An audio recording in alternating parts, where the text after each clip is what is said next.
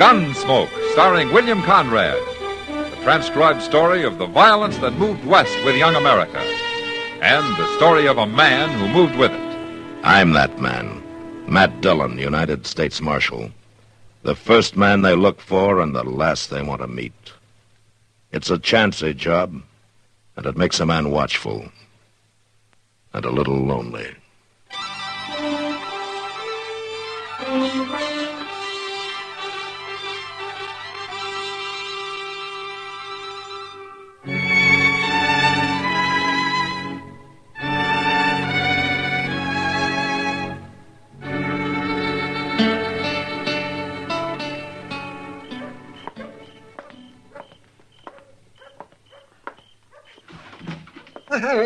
Good evening, Matt. Hello, Doc. I've been waiting for you. I'm all set up. Well, might as well put away that cribbage board. We won't be playing tonight. Oh, why not? You found an easier mark? No, but you're going to hightail it up the street once you hear the news. Yeah? Matt, Belle's back. Belle? Belle who? Belle who? Belle Ainsley, that's who. You got a mighty short memory for a man who used to eat dinner out at her place 2 and 3 times a week. Well, she was a good cook, that's all. Besides, that was 3 years ago. Oh, Matt, you know doggone well you... Why don't you forget it, Doc? Is Jess Kreider with her? No, she's come back alone. Well, that's too bad. Too bad? Why? Just Kreider's no good. That's just why. He was wanted 3 years ago when he left here with her, and he's wanted even more now. Here, take a look at this bulletin from Wichita. Hold up at the Stockman State Bank, wounding 2 bank guards. Santa Fe, 3 counts of highway robbery. Lordsburg, hold up at the Butterfield stage, driver killed. All right, so Jess Kreider's a thieving killer. Everybody knows that. Well, that's why I'd like to see him come back. Mr. Dillon? Yeah, what is it, Chester? Guess who is back, Mr. Dillon? I already know, Chester. Yeah, but that ain't all. Chester, if one more person comes in here and tells me about Belle Ainsley, so help me... You're what, Matt? Belle. She was right outside, I was going to say. Well, come on. Come on, Chester. I'll buy you beer. Well, Gosh. Well, I'll see you later, Mr. Dillon.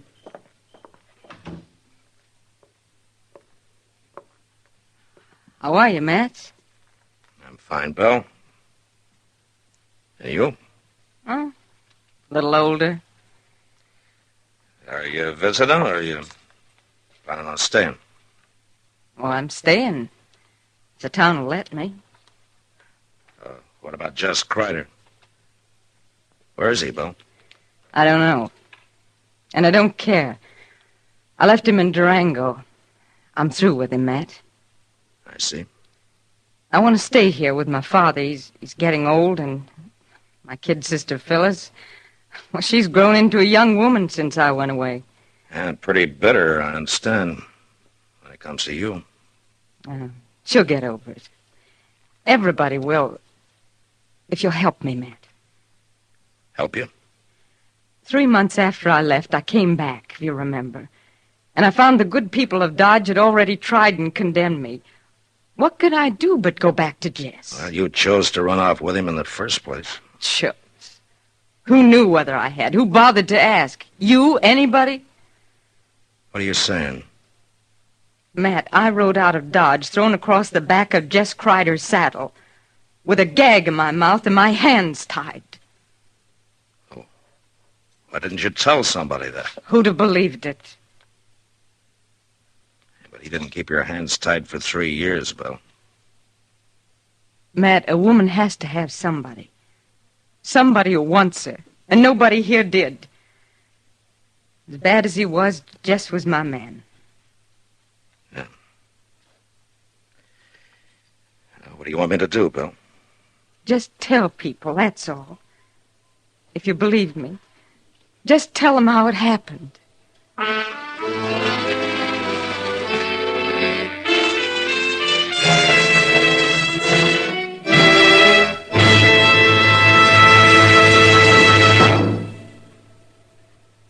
Why don't you live modern?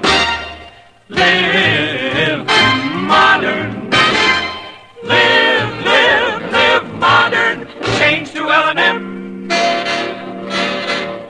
Only with L&M can you enjoy the full, exciting flavor of today's finest tobaccos through the modern miracle of the L&M Miracle Tip. Through the pure white Miracle Tip, L&M tastes richer, smokes cleaner, draws easier. No other cigarette, plain or filter, gives you all the flavor you want. The rich, exciting flavor you get only from L&M. So light up, free up, let your taste come alive. Live modern. Smoke L&M. Make today your big red letter day and start to live the modern way. Live, live, live modern. Get L&M today.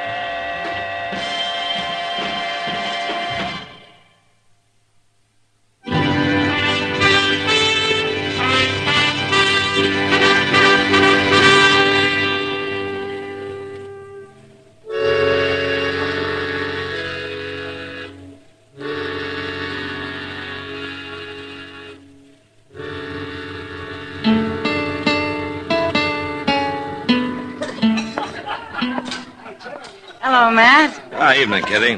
Where'd you get all the crowd? The trailherd's in. The bar Double D from the Panhandle. No? I understand an old friend of yours came back last week. You know, a man tips his hat twice to a woman around here, and he's married. Is that really all you did, Matt? Tip your hat twice? Yeah, just about. Have you talked to Belle? Well, in passing. I heard his story.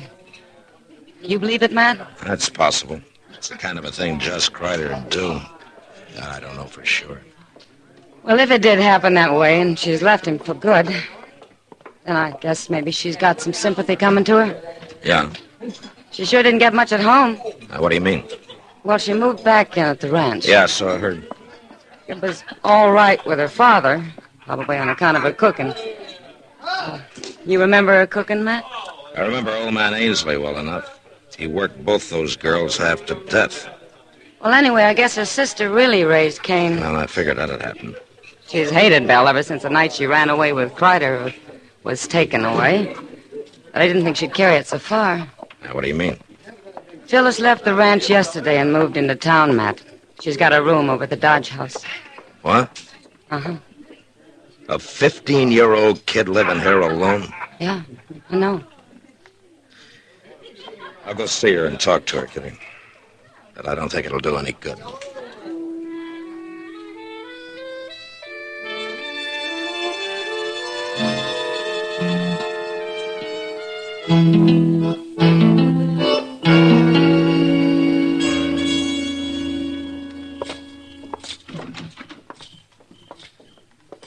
Well, good evening, Marshal. Chester. How are you, Dovey? Some of my guests been kicking up their heels, have they? Dovey, I understand that the youngest Ainsley girl, Phyllis, took a room here yesterday. Is that right? Yeah, she certainly did. Wanted to get away from that environment, I reckon. I can't say I blame her, Marshal.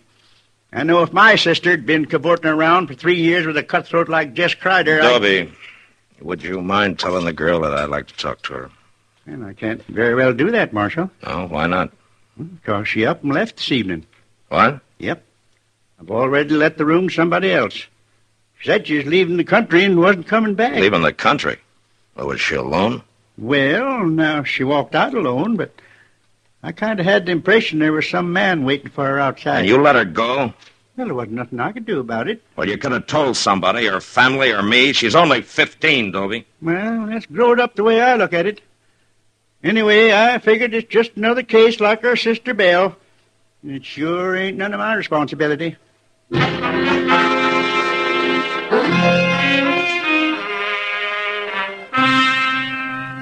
Chester and I saddled up and rode out to the Ainsley Ranch, or a homestead it was, actually. A broken back spread with a flinty range and short water. When we got there, we sat and talked with Belle and her father, all polite and formal-like. And nobody saying much of what they meant. Chester kept looking at me funny because I didn't mention young Phyllis, but I decided against that 2 minutes after we walked in. And I still hadn't said anything when we left. Belle came out of the yard with us. It was nice of you to ride out, Matt, Chester. Well, Nobody else from town's even been near the place.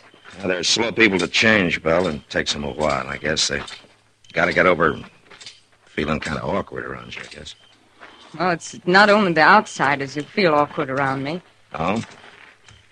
Well, I guess you wondered where Phyllis was. She's moved out, Matt. She took a room in town. Well, she'll get over it. A girl can be pretty flatty at that age. I suppose so. Well, thanks for coming out. Sure. You ready to ride, Chester? Yes, sir. We'll see you again, Belle. I hope so. Good night, Matt. Good night, Chester. Good night. Mr. Dillon, you didn't say one word about Phyllis. Wait a minute, Chester. We're going to ride away from here now, but we're coming back later tonight. What? Didn't you notice how they acted? Old man Ainsley was scared to death, and Belle was jumpy as a young colt. Well, I did notice that, but... Belle didn't come back home alone, Chester. Just Kreider's around somewhere.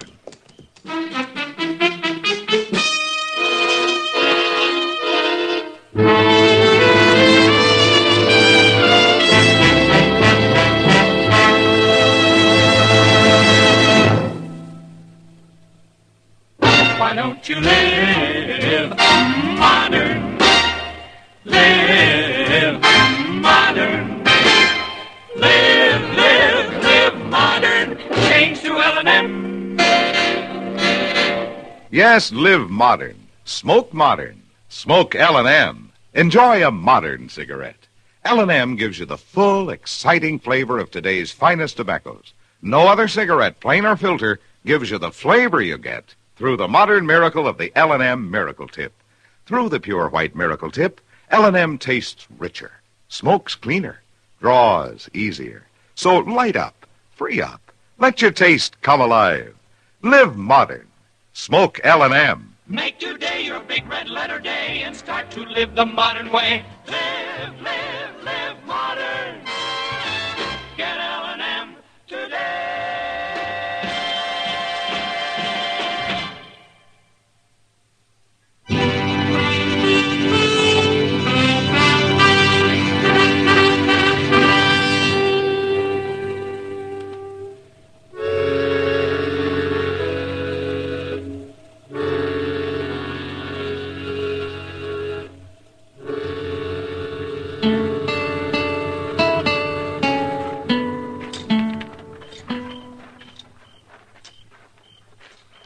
You figure Kreider was right there in the house tonight when we was, Mr. Dillon? No, he couldn't have been, Chester. There's no place for him to hide. Probably holed up in the barn. We'll look there first. Yes, sir. There's a lantern burning inside. Yeah.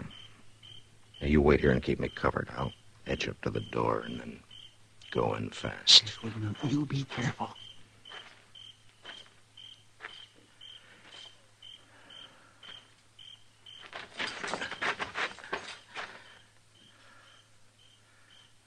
Kreider?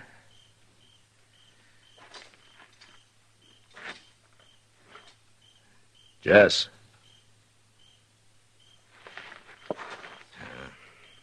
Come on in, Chester. He ain't here? No, but he has been. You see that blanket on that straw there? It's made up for a bed. Well, maybe he's up at the house now. I don't think so. The only horse in here is that old Spavin mare Ainsley uses on the buckboard. Just Kreider'd have the best mount he could lay his hands on. Maybe the two of them got spooked up and made a run for it. Yeah, maybe, but I don't think so. Get your hands up, Matt. Well, You too, Chester. well, Jess? Jess? Forget it, Belle. He's too far away by now to hear you. What are you talking about? Take a look around. Didn't you have a couple of horses in here? Sure we did. Now don't move. Either one of you. They're gone. Jess! Jess! You might as well save your breath, Belle. He took both saddles and the packs.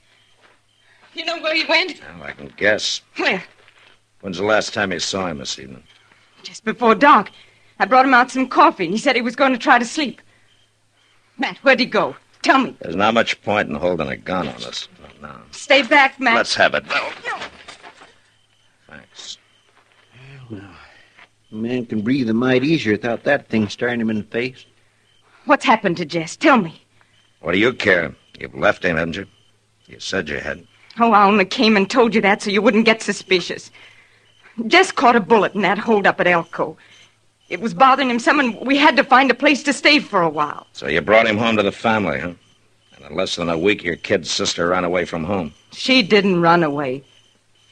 I sent her into town. And why? What's the difference why? Because Jess was bothering her, is that it? What are you saying? He's always been known for it, Belle. Was that the reason? All right, that was the reason.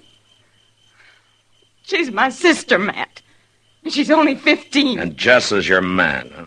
Isn't that what you told me when you came to my office? Sure, that's what I told you, but never mind that now. I want to know what's happened to Jess. The same thing had happened to Phyllis, I guess. She checked out of the Dodge house this evening, Belle. She said she was leaving the country for good. What? A man was waiting for her outside. And Jess Kreider left here with 2 horses. Get him, Matt. Go after him and get him. You know where he might be. Of course I know. I know everything about him. I've had 3 years to learn, haven't I? All right, then where is he? He'll only ride at night. He'll stop at sunup. There's an abandoned shack about a mile west of where Little Deer Creek runs into the Arkansas. Yeah, I know the place. Well, that's where he'll be. We've used it before. We stopped there on our way in. All right, Belle. That business about your hands being tied, being thrown across the back of Kreider's saddle. That part was true, Matt. All right, Belle. Come on, Jess, let's ride.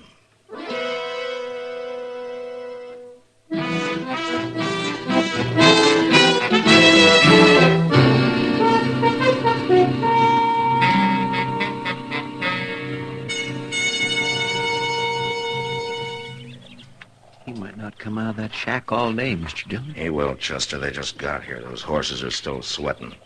He won't leave them standing there saddled for long. It wouldn't be too hard a chore to slip up through that plum thicket there at the back. No. If he fights, I don't want the girl in it.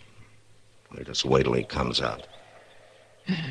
Doggone if I can understand women at all, Mr. Dillon. I've had the same trouble myself a time or two, Chester.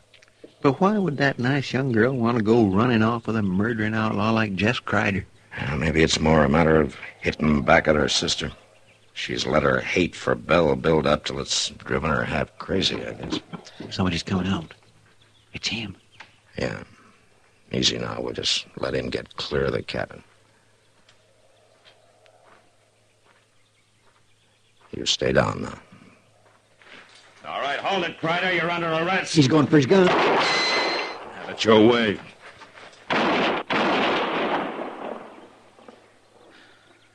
Okay, Chester.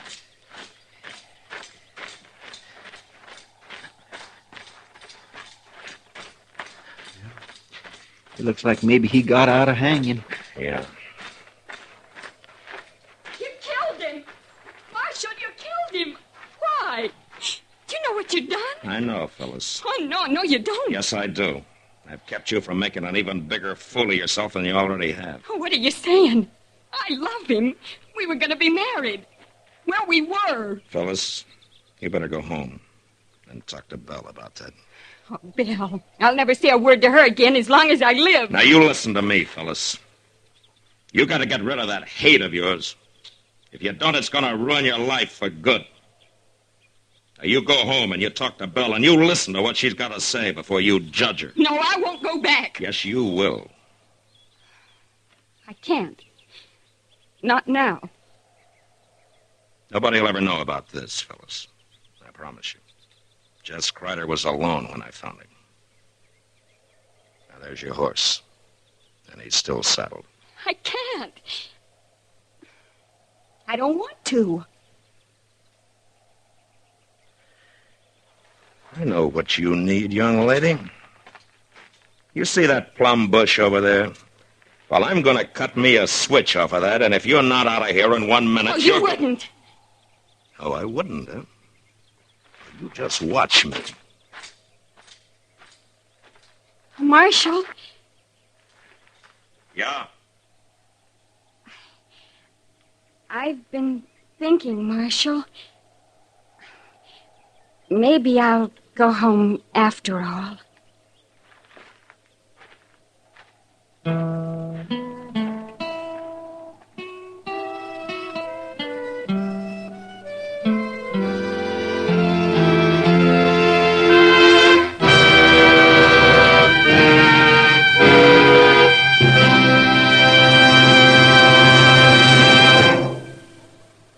In a moment, our star, William Conrad.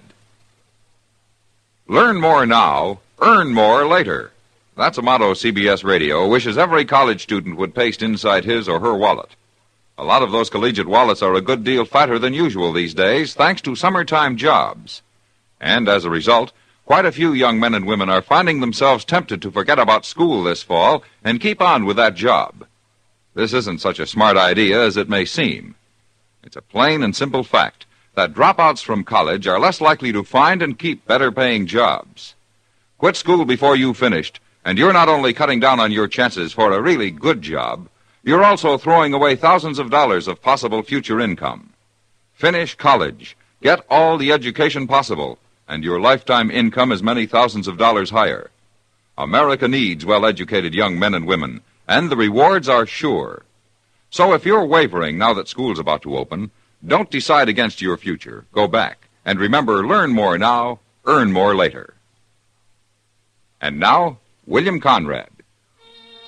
You know, when men on the frontier were able to prove up some good land, they were usually content. But next week, after building a prosperous ranch, two lifelong friends nearly lose everything, even their lives, because of some side meat and hominy grits. And that was the West. Gunsmoke. Produced and directed by Norman MacDonald, stars William Conrad as Matt Dillon, U.S. Marshal. The script was specially written for Gunsmoke by Les Crutchfield, with editorial supervision by John Meston. The music was composed and conducted by Rex Corey. Sound patterns by Ray Kemper and Bill James. Featured in the cast were Virginia Christine, Ralph Moody, and Sammy Hill. Parley Bear is Chester, Howard McNear is Doc, and Georgia Ellis is Kitty. Join us again next week for another specially...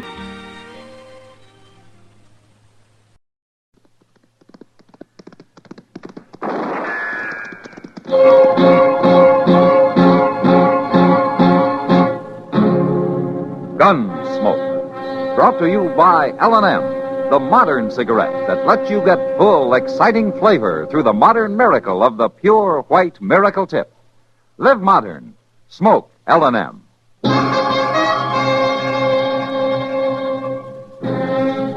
Around Dodge City and in the territory on West, there's just one way to handle the killers and the spoilers, and that's with a U.S. Marshal and the smell of gun smoke.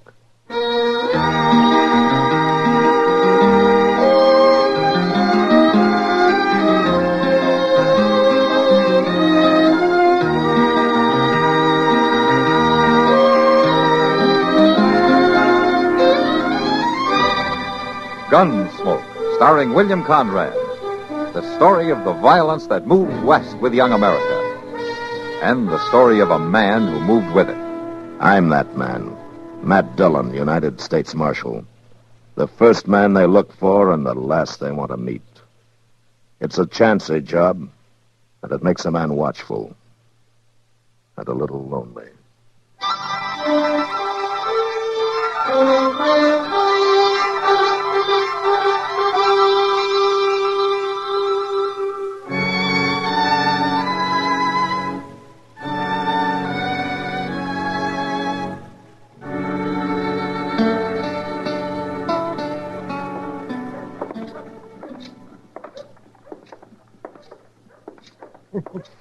Oh, my dear liver, by God.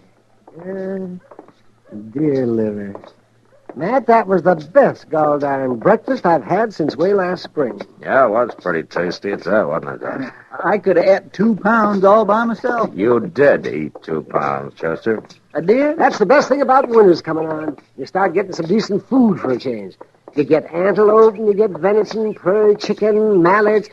Oh, instead of that stinking salt pork every morning. You know, Doc, you're a lucky man. You only got 2 worries in life, your next meal and your next fee. Worries? Oh, those are both pleasures, Matt.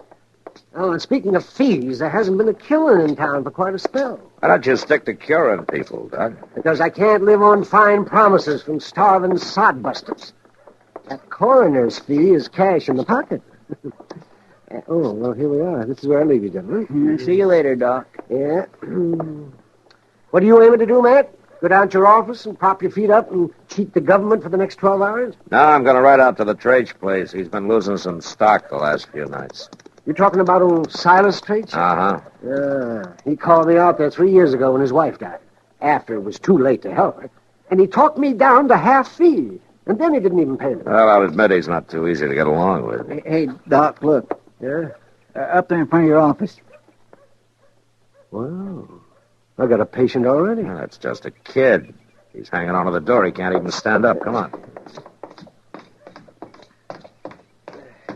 Why, it's a young Indian boy, Matt. Yeah. Here, now take it easy, son. Here, let me give you a hand. Get his other arm, Chester. Yes, sir. Let me open the door here. Yeah. Let's set him down here, Chester. That's all right, boy. There. What do you think's wrong with him, Doc? Well, I don't know. He doesn't seem to be cut up or shot any. What's the trouble, boy? What happened to you? Maybe he just don't know the language, Doc. Yeah, it could be. He kind of gives the impression he knows what we say to him, though. Is that right, boy? Looks like a Kiowa from his moccasins and that head, man. About 9 years old, wouldn't you say, Doc? 8 or 9. Let's see. His pulse is jumping like a scared rabbit. Nobody's going to hurt you, boy. Chester, go over to the Dodge House and see if there's a scout or a buffalo hunter in town, huh? Somebody who can speak Kiowa. All right, sure. It's funny. He won't even try to talk. He keeps his mouth tight shut. Yeah. Now, wait a minute, Doc. What is it, man? Son, open your mouth. Come on now. Open it. Good Lord, man. Somebody's cut his tongue out.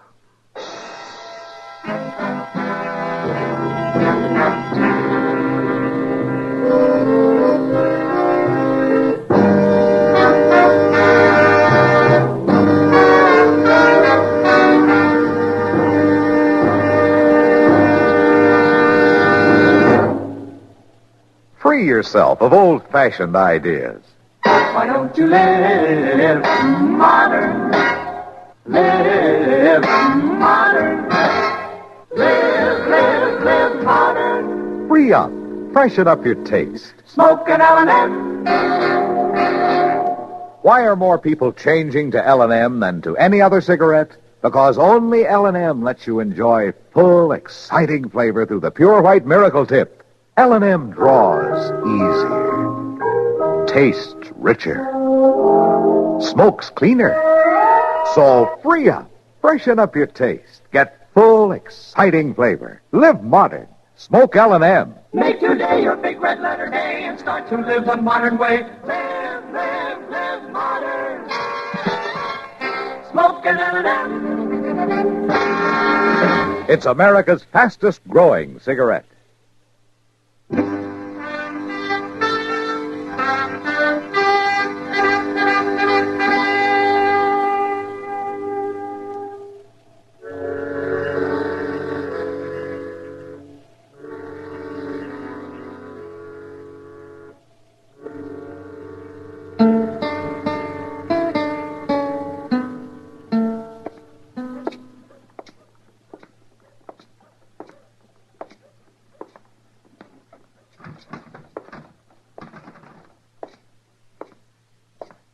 Morning, Matt. Hello, Kitty. Pour me a drink, will you? All right, Matt. Thanks. It isn't often you have a drink before noon. No. Guess it isn't. That Indian boy? Rumors get around fast, don't they? Chester stopped in. Have you found out anything more about it, Matt? Not yet. Chester's asking around town, trying to get some line on him. Does Doc think he's going to live? Yeah, he'll live with it. Might be better if he didn't. It's always better to live, Matt, no matter what. Yeah, I guess so. It'd take a monster to do a thing like that. Well, it might even have been some of his own people who did it. I don't like him, though. The Kiowas don't ordinarily mutilate that way, even in battle. The Apaches might, but there aren't any this far east. Besides, I'd only treat a warrior like that. This kid's only 8 or 9 years old. Horrible. He's still in pretty bad shape. Oh, there you are. I've been looking all over Dodge for you, Marshal. Well, that's where I've been, Mr. Traich. All over Dodge. Of course, I can see now why you ain't been on the job. If you'll excuse me, No, Matt. stay here, Kitty. Why don't you stick to business, Traich? No offense, Marshal. I expected you out at the ranch this morning. Yeah, I know. I lost 6 more head last night, calves and yearlings. Yeah? It was killed and butchered right on my range. And their hides thrown into a gully. Might have trailed the ones that done it if you got there before the frost melted off. Same way with the rest of the cattle you lost, huh? They've been killing and dressing them? That's right. Well, it could be Indians. Meat rustlers couldn't sell in Dodge, not and get away with it very long. It's Injuns, all right. Of course it's Injuns. It doesn't make much sense, though, this time of year. There's too much game around. There ain't no Injun going after game as long as there's meat around for him to steal. Did you find any wagon tracks? Of course not. Why? Meat rustlers would have to haul this stuff somewhere. Well, there's a tribe of Injuns not more than 6 miles south of my place, camped along the river bottom. One of my riders seen them last week. Are they Kiowas? How do I know? They all look alike to me. They're all a sneaking pack of thieves. That might be where the boy came from, Matt. What boy? Young Indian boy. Somebody nearly killed him. That's why I couldn't get out to your place this morning. You're fooling around over some Injun whelp while I'm losing stock? Wait a minute. You figure cattle are more important than human beings? Human beings? I thought you said he was an Injun. Get out of here, Traich. Huh? I said it real plain. You get out of here.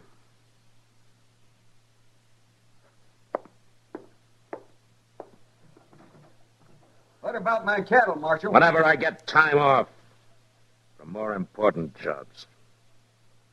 It's a fine thing when the law spends its time with Injuns and dance-hall girls while an honest rancher gets robbed.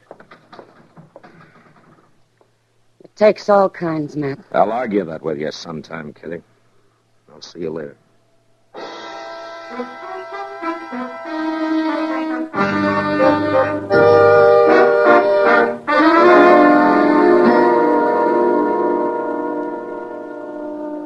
Let me tell the chief marshal.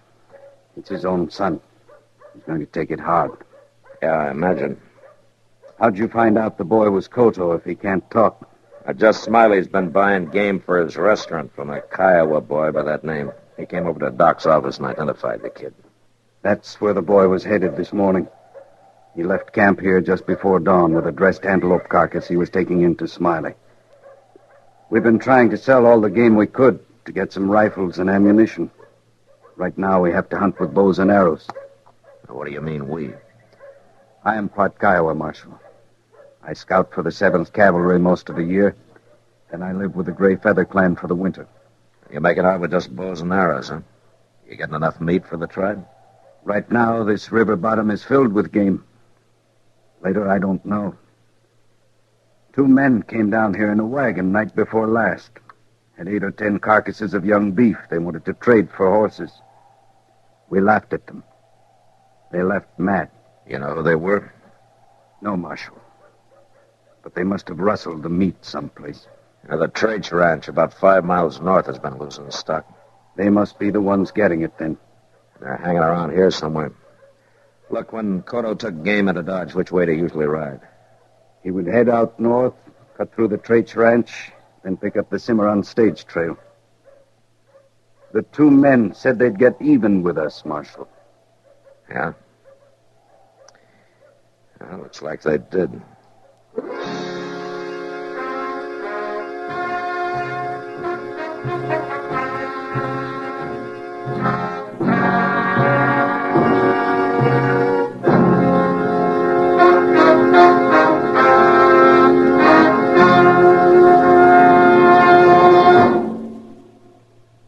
Here's a holiday hint from L&M. This year, why don't you live modern and give modern? Give L&M holiday cartons. In gay holiday cartons, L&M's make an exciting gift. L&M's are the favorite cigarette of people who like to Live modern. Live modern. Live modern. free up, freshen up your taste. Smoke an L&M. Live modern, smoke modern, change to L&M. Enjoy full, exciting flavor through the Miracle Tip. It's no wonder more people are changing to L&M than to any other brand. So smoke modern L&M. And remember, you're sure to please when you give L&M holiday cartons. Live modern. Smoke an L&M.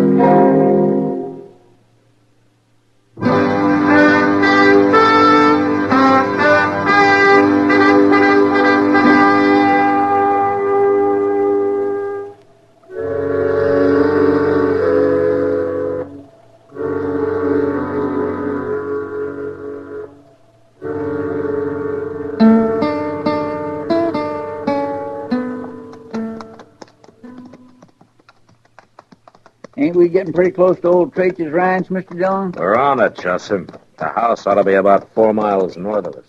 Could be 400 feet and we'd never see it in this cussed underbrush. Now, that's the way the kid came. When his trail leaves the bottom land, we'll leave it too. There's another patch of soft ground yonder. Yeah, let's go take a look. Yeah, those are his pony tracks, all right. Dug in deep, too. Still had that antelope carcass with him. Uh-huh. Now, let's take a breather. Now, that's a mighty welcome word, Mr. Dillon. Goes right along with payday and soup's on. Yeah, that's right, Chester. There's nothing like having ambition. Keeps a man on his toes. Hey, listen to that. Wait a minute. It's a wagon. Coming this way. You reckon it's them two fellas? I don't know, but let's get these horses off the trail. Come on.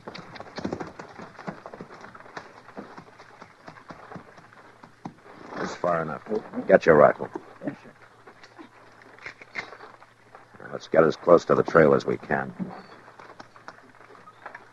The boy could have rode onto him somewhere here in the bottoms. It kind of figures all right.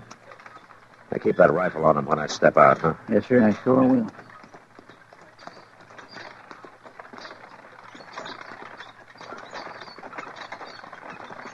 Hold up there.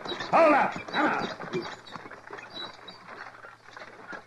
What's the trouble, mister? Get down off that wagon. Is this a hold-up? Down on the ground, both of you. Come on. Now, keep your hands up. Justin, come on out. Take our guns. Yes, sir. Well, we ain't got nothing worth stealing. Stealing? But he's a U.S. Marshal. A marshal? That's right. Where you heading? Well, we was just going through. Going through from where? Oh, look, Marshal, we ain't done nothing. What are you hauling back there? Just supplies is all. Mm-hmm. Keep them covered, Joseph. Oh, you're making a big mistake, Marshal. It ain't the way it looks, Marshal. Can you explain a half-dozen beef carcasses in the back of your wagon, mister? We bought them from a ranch down south. One of them still got the hide on it, showing the Traich brand. Well, Marshal, I'll tell you the straight of it. We got that beef real cheap from a tribe of Kiowas down the bottoms of the ways. I reckon they stole it, all right. Those Kiowas got nothing but bows and arrows, mister. That calf on the back of the wagon was shot with a rifle. You've been hanging around here killing Traich stock for the last 2 weeks. Now, where have you been selling the meat? To the quartermaster at the fort. We told him we was commission agents. And you're under arrest for cattle theft. Now get back in the wagon.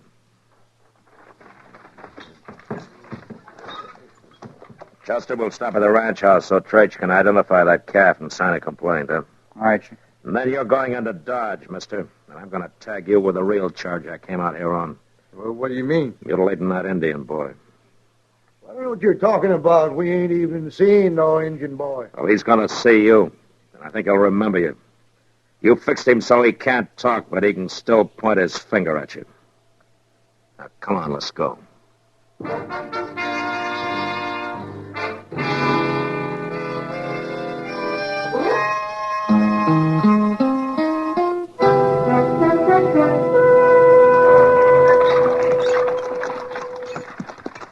All right, you pull up that team.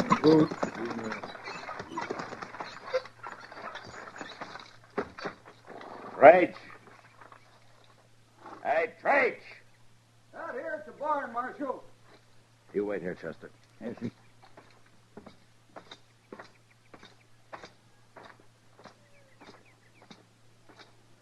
Well, so you finally did make it out here. Yeah, I made it, Traich. I got the two men who've been stealing your beef. You have? They've been selling it over at the fort. Chester's got them up there in their wagon. I guess I won't need this rifle then. I'm about to ride out and have a look around. What's the matter, Marshal? I, just noticed that antelope carcass hanging there in the barn. Looks like a good fat one. I shot it early this morning down in the bottoms. I was just fixing to cut it up. You shot it, huh, Traich? Sure did. With a bow and arrow? That's not a rifle wound. I don't know what you mean, Marshal. So you're the one who hurt that boy, huh? It was a mistake, Marshal. One anybody might make. I seen him riding through the bottoms this morning with that carcass on his horse. I thought it was one of my calves. So I roped him off, and the horse run on, and You took a knife to him. I figured it might teach all them thieving Injuns a lesson.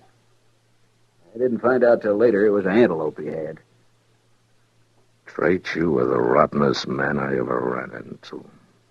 Now, let's be reasonable, Marshal. There ain't no harm done. He's just an Injun brat, worthless, sneaking. You're under arrest, Traich. I reckon I ain't gonna go along with you on that, Marshal. Not while I got a rifle in my hands. And maybe you just better come to your senses. I said you're under arrest. You're talking mighty brave for a man with a gun on him. Don't do it. You haven't got a chance. I can try.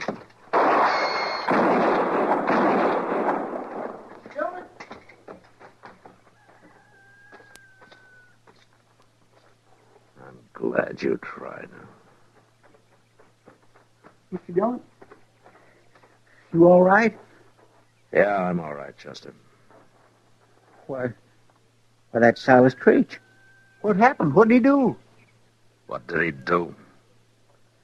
That little boy back in Dodge would tell you, Chester.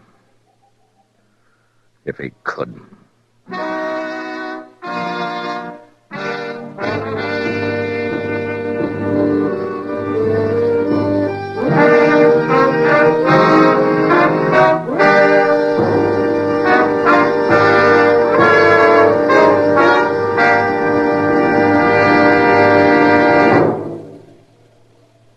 In a moment, our star, William Conrad. The world is in a chaotic state these days. Maintaining world peace requires much more than military strength. It takes moral strength, too. That moral strength can come from our spiritual advisors, our ministers, priests, and rabbis. Educating our children in the right way, teaching them to love and fear God, can help to build morally and spiritually strong young men and women out of them. Many of us have personal troubles, some of which seem insoluble. Contact with God will provide the necessary comfort and strength to carry on under even the most trying circumstances. Get into the habit of attending your church or synagogue regularly, and don't go alone. Take a friend with you, or better still, take your whole family. Families who worship together stay together. come times in all our lives when we feel the need of advice or comfort from a spiritual advisor. How much more helpful he can be if we are in regular communication with him through weekly worship. Make America spiritually strong. Attend your church or synagogue each week. And now, William Conrad. You know, on the frontier, a man's reputation was sometimes based on his ability as a gunfighter and the number of men he'd killed. But next week, Dodge watches a man lose everything he values without a shot being fired. And that was the West. Gunsmoke. Produced and directed by Norman McDonald, stars William Conrad as Matt Dillon, U.S. Marshal. The story was specially written for Gunsmoke by Les Crutchfield, with editorial supervision by John Meston. The music was composed and conducted by Rex Corey. Sound patterns by Ray Kemper and Tom Hanley. Featured in the cast were Harry Bartell, Vic Perrin, and John Daner. Parley Bear is Chester, Howard McNear is Doc, and Georgia Ellis is Kitty. Join us again next week for another story on Gunsmoke.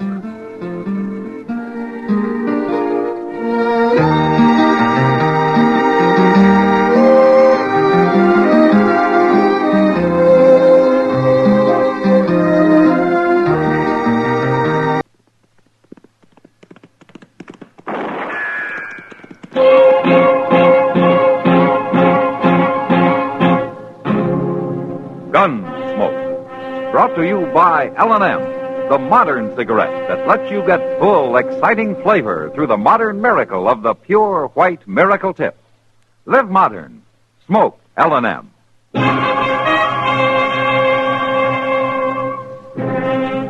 Around Dodge City and in the territory on West, there's just one way to handle the killers and the spoilers, and that's with a U.S. Marshal and the smell of gun smoke.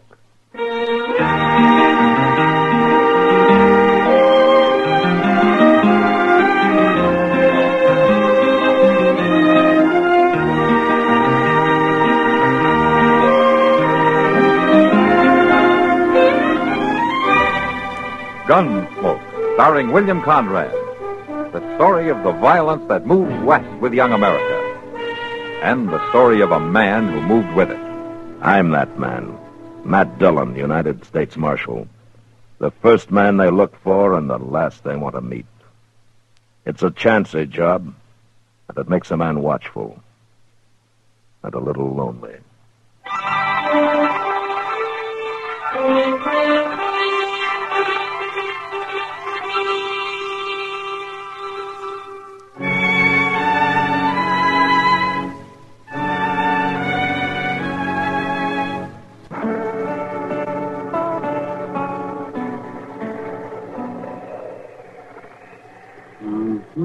All right, Matt. You go ahead, then. Play that goddamn double six. I know you got it. Okay, Doc, that's how you want it. There it is. Yeah, I know it.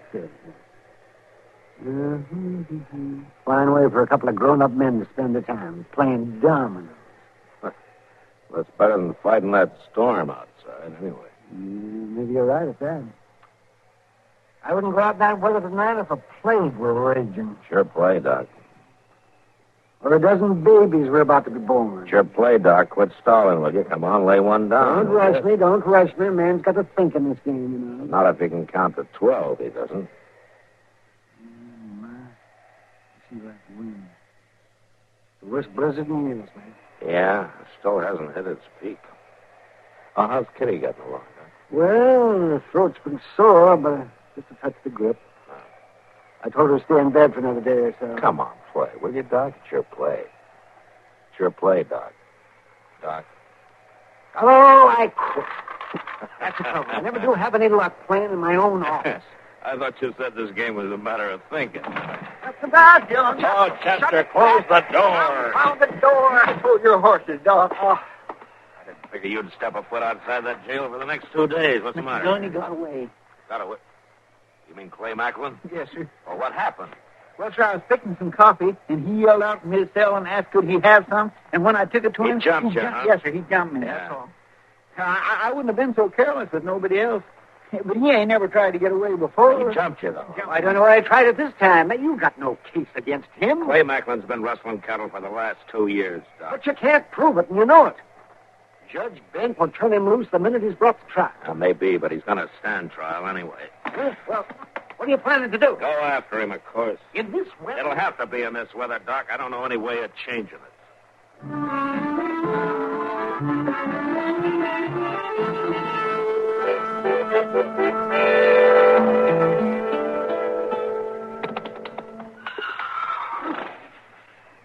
Stand still, yo, I go.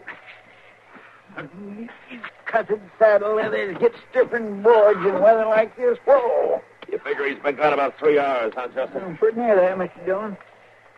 I'd have been locking that doggone cell till yet if Ben Elder hadn't seen Macklin riding out of town, finally got curious enough to come over to the jail. Well, it took him long enough. That's because he figured Macklin had been turned loose. Whoa. Everybody in town knows he will be sooner or later. Maybe. Marshal Dillon? Sound like old Judge Bent. Yeah. Over here, Judge. Well, why don't you turn that blame lantern up so a man can see his way around? And I guess I've been saddling horses long enough not to need much light. Even Judge. Oh, that's just a... Hey, Matt, what's this Doc tells me about you heading out on a wild goose chase? I'm going to bring Clay Macklin back, that's all. But why? When a prisoner escapes, I go after him, Judge. But what good will it do to go riding off blind into a storm like this and probably lose your life for nothing? It's not that bad. Macklin was seen riding out of town southwest. The only thing in reach down that way is the Chick-Paw Cattle Company. They got 2 line cabins toward the Cimarron, and Macklin used to work for the Chick-Paw. All right.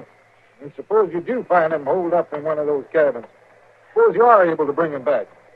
You know I'm just going to have to turn him loose, don't you? Well, that's your job, not mine, Judge. Well, now, Matt, for the love of... Look, I've had Macklin in jail for 2 weeks waiting trial, and every day I've had to listen to him brag how he'd get off scot-free, hear him sneer at the law, make a big joke out of it. All right, Matt. Tonight he's out to prove he doesn't even have to wait for the law to decide on his case. I don't like that, Judge. I happen to be a lawman. All right, Chester, if you're saddled up, let's start riding.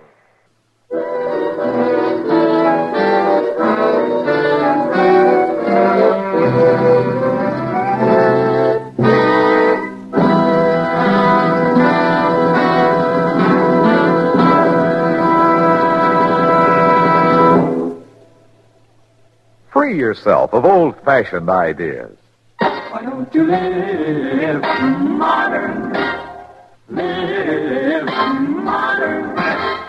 Live modern. Free up. Freshen up your taste. Smoke an L&M. Live modern. Smoke modern. Smoke L&M. Enjoy full, exciting flavor through L&M's Pure White Miracle Tip. L&M draws easier. Tastes richer. Smokes cleaner.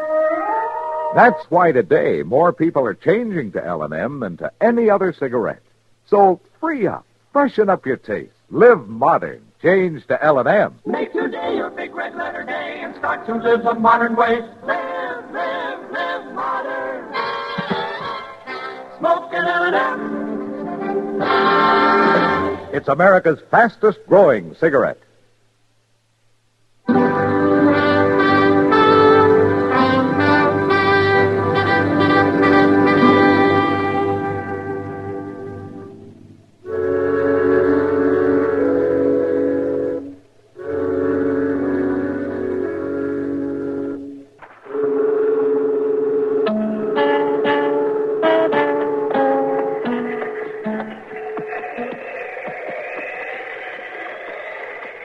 Mr. Dillon? Mr. Dillon? Yeah, what is it, Chester? I just don't think I can go on much longer without resting up a little. That cabin's bound to be pretty close around here. You better keep moving. Yeah, but he might not even be there when we find it. He'll be there, all right. He wasn't in the first one. More reason he'll be at this one. No place else to shelter. Wait a minute. What? Off to the left there. Snow cleared for a second. I thought I saw it. Well, I sure do hope so. Well, let's head over that way, huh? It'll be dawn in another half hour. Yeah, there it is. That's the cabin, all right. Come on. You know what happened to that cabin? Yeah, we got a lot colder before we got warmer. Only we haven't missed it. You think Macklin's gonna put up a fight? No. I think he'll figure about the way Doc and Judge Bent did. Only a couple of crazy men had come after him in a storm like this. You know, I kind of agree with him, Mr. Dillon. You still came along, though, didn't you? Yeah, but I ain't too sure why. Yeah, let's leave the horses here and go up on foot. All right, sir.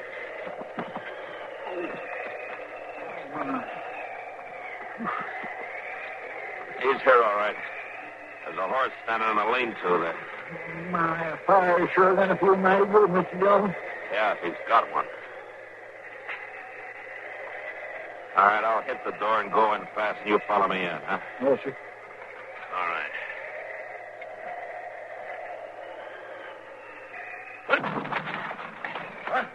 All right, hold it, Macklin. Don't try for it. Well, the marshal. Tie his hands, Chester. Yes, sir. Turn around there, Macklin. Well, you sure did catch me asleep. That's a fact. Get your hand. Probably saved having to kill you, Macklin. Maybe. How's the weather out? You boys look kind of red-nosed. Been drinking, have you? Ow. You're a real talky fella, ain't you? I didn't figure you'd go to this much trouble just for nothing, Marshal. I didn't think you would. Hey, there's the makings for coffee over there, Mr. Dillon. Will it fix this time? Yeah, sure, go ahead. Better be careful, Chester. That's what got you into trouble last night. Making coffee. Well, you don't never catch a fox the same way twice, Macklin.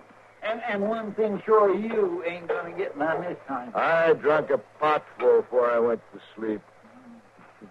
I kind of had it on you, boys. I got in ahead of the worst of the storm. Chester. Ought to be a slab of bacon around somewhere, maybe some flour. Why don't you rustle us up something to eat while you're at it, huh? Yeah, well, there's flour here, all right. Bacon's probably one of them cans. Speaking of rustling, Marshal... Don't push your luck, Michael. Oh, well, now, you're one of them high-minded lawmen. You wouldn't mistreat a helpless prisoner. I'd regret it afterwards, if that's what you mean. My golly, I bet you would, then. I found the bacon, Mr. Dillon. No? Hey, 3-4 pound piece. Well, don't cook all of it. Oh, maybe half. There's 3 of us got to eat off that till this storm blows itself out. Maybe a week. With any luck, Macklin, we'll be back in Dodge before midnight tonight. What are you talking about? I couldn't stand your company for a week. We're heading out as soon as we eat. In this weather? Why, that's the craziest fool thing I ever... Macklin. What? Why don't you shut up?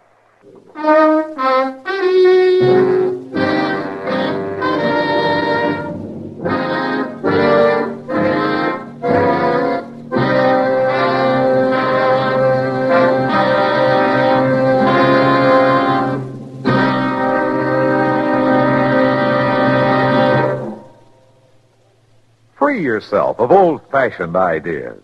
Why don't you live modern? Live modern. Live modern. Free up. Freshen up your taste. Smoke an L&M. Only the modern miracle of the pure white miracle tip can bring all of L&M's full, exciting flavor through to you. And that's the big reason why today more people are changing to L&M than to any other cigarette. Remember, L&M draws easier, tastes richer, smokes cleaner. So live modern. Change to L&M. Make today your big red letter day and start to live the modern way. Live modern. Smoke an L&M. It's America's fastest growing cigarette.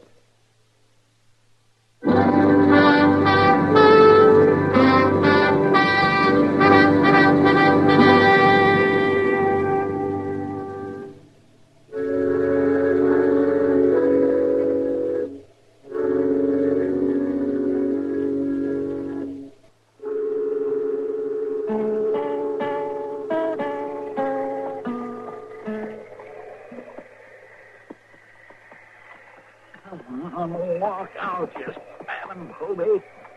The fool you're going to find tonight's in Dodge. Lead him close to you, Chester. He'll follow if you're breaking trail for him. Macklin, stay with us. Stop trying to drift off like that. I ain't trying nothing. You'd untie my hands. Maybe I could lead this fool horse straight. You can lead him straight. Now get back over this way. Breaking snow trail for a horse. I'll be on his back with him breaking trail. We wasted an hour trying that. Now, easy now. Here's the edge of the ice. Back on the flat, it was the wind cutting us to pieces, and down here in the river bottom where there's a little shelter, the snow is 4 foot deep. Wait a minute, Chester. Let me test that ice. This freeze came out pretty fast, and there's still live water underneath.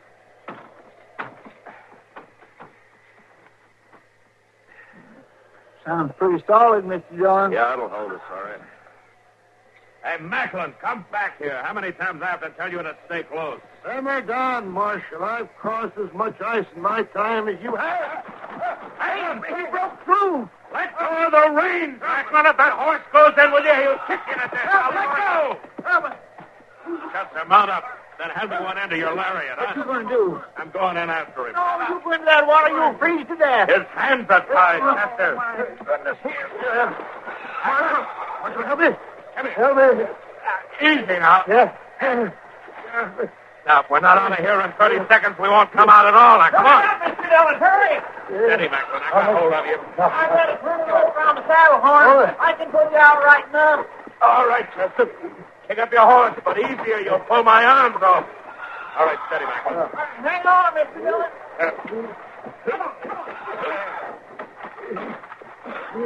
All right, a little more, Chester. Easy. Easy. All right, that's it. All right, Chester. Let's get a fire going now. And a big one. Fast.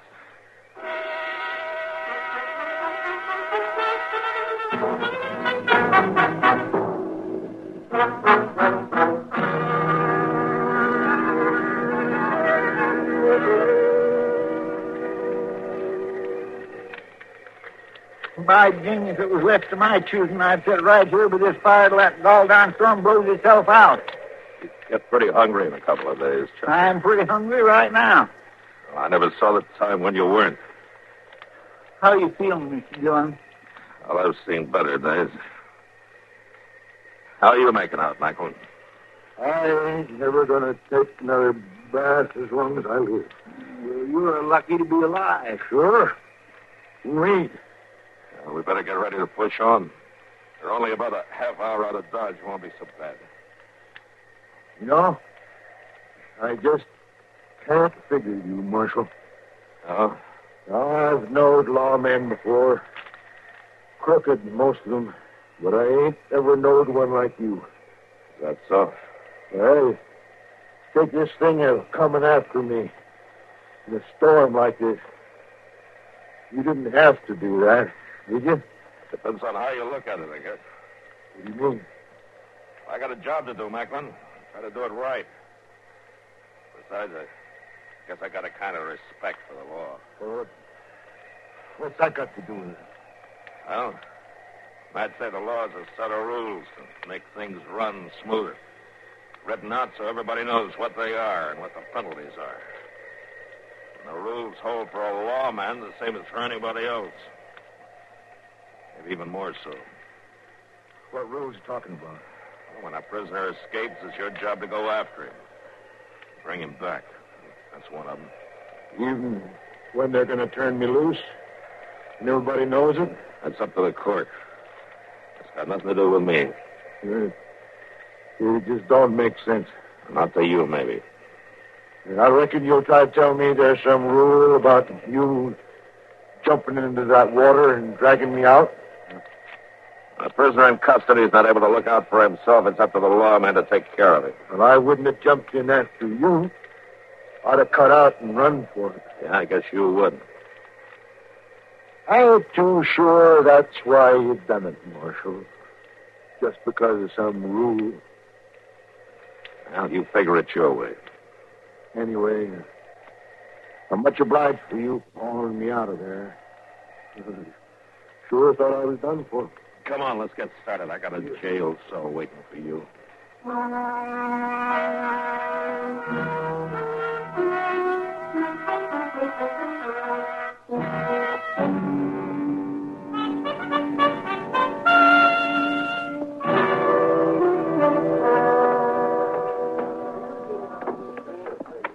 I guess old Judge Ben's finally made up his mind, Mr. Dillon.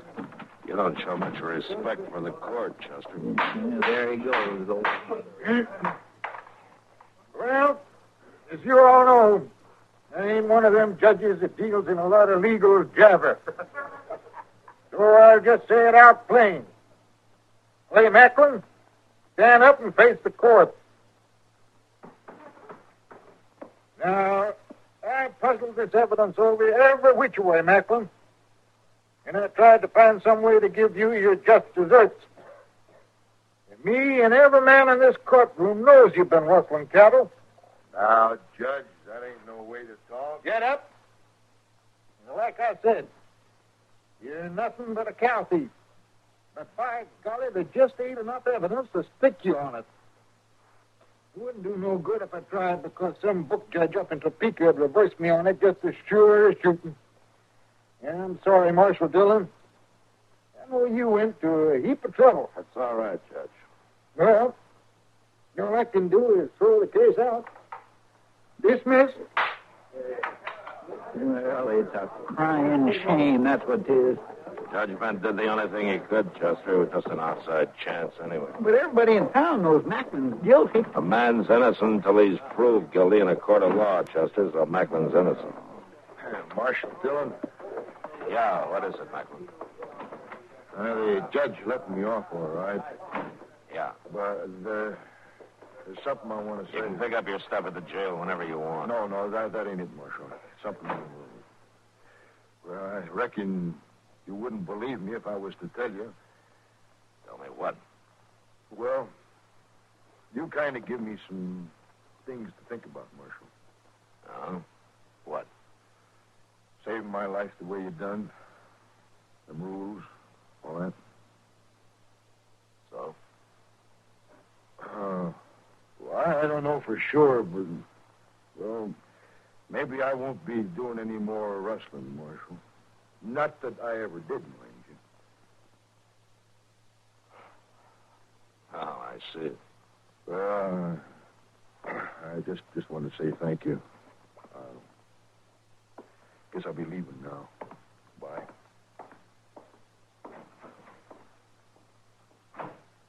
Well, I declare. Well, I never. I guess this Macklin ain't all bad after all. No man is, Chester. No, sir.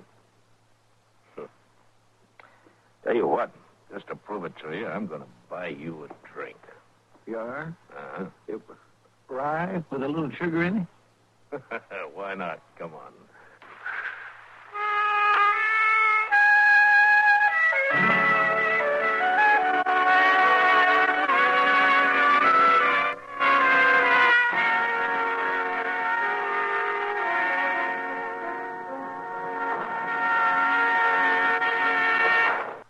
In a moment, our star, William Conrad.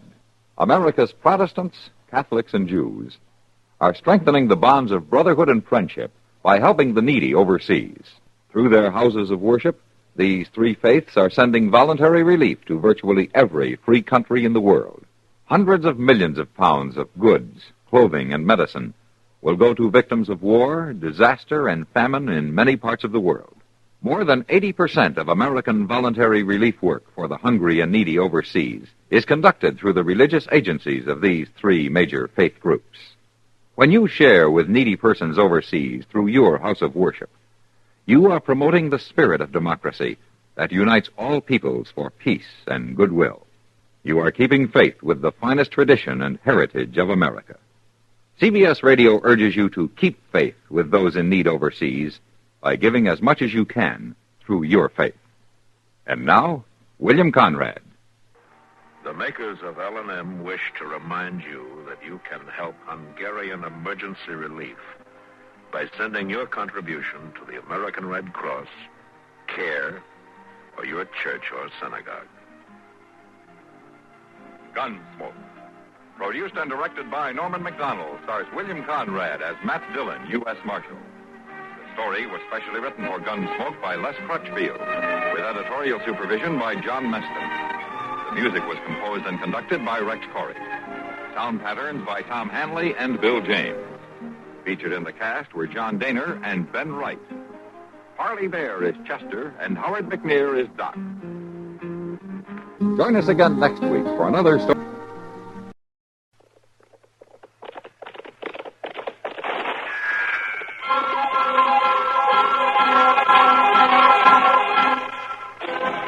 Around Dodge City and in the territory on West, there's just one way to handle the killers and the spoilers, and that's with a U.S. Marshal and the smell of gun smoke.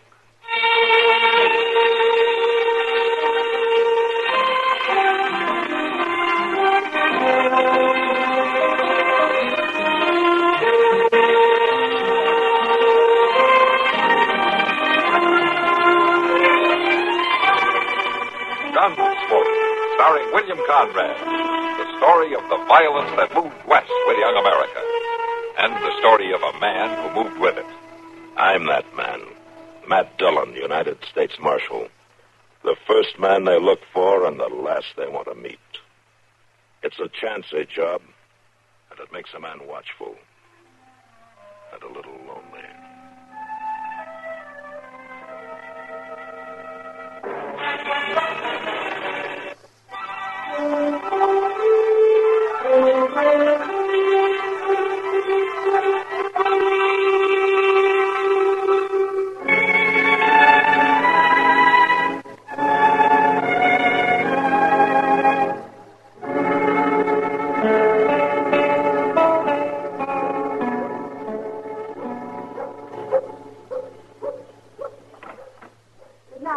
Coming out now, Mr. Jones. Yeah.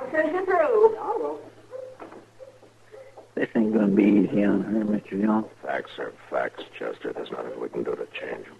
Yes, sir, I know. Oh, good evening, Miss Gross. Oh, Marshal. Chester? Evening, ma'am. Fetched Marvin his supper, did you? Oh, yes. Land sakes, the hours the bank makes that poor boy work at a caution. He wouldn't hardly ever get no warm food if I didn't pack it down to him.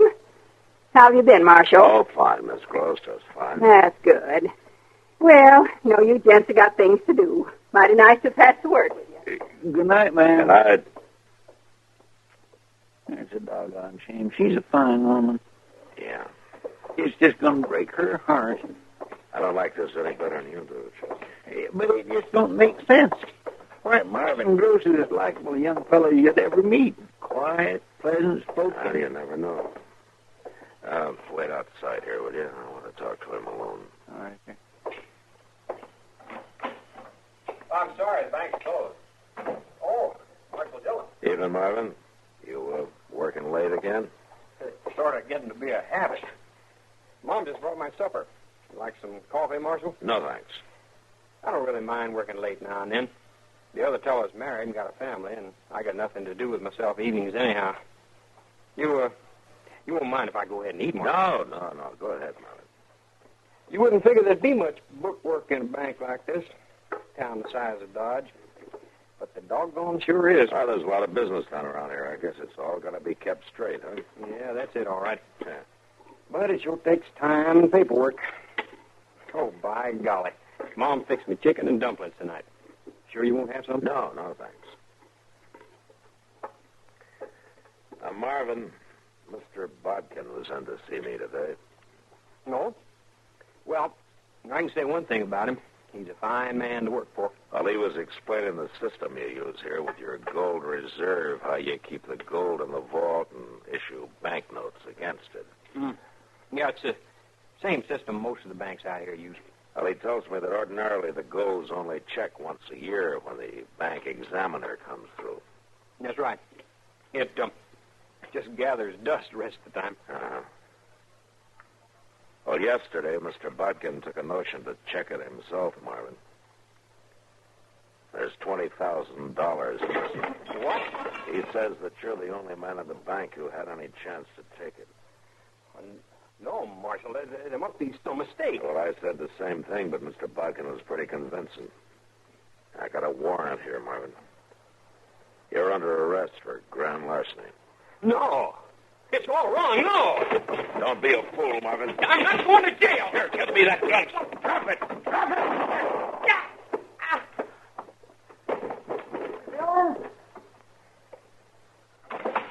Are you all right, Mr. Dillon? Yeah, I'm all right, Chester, but go find Doc and get him over here fast.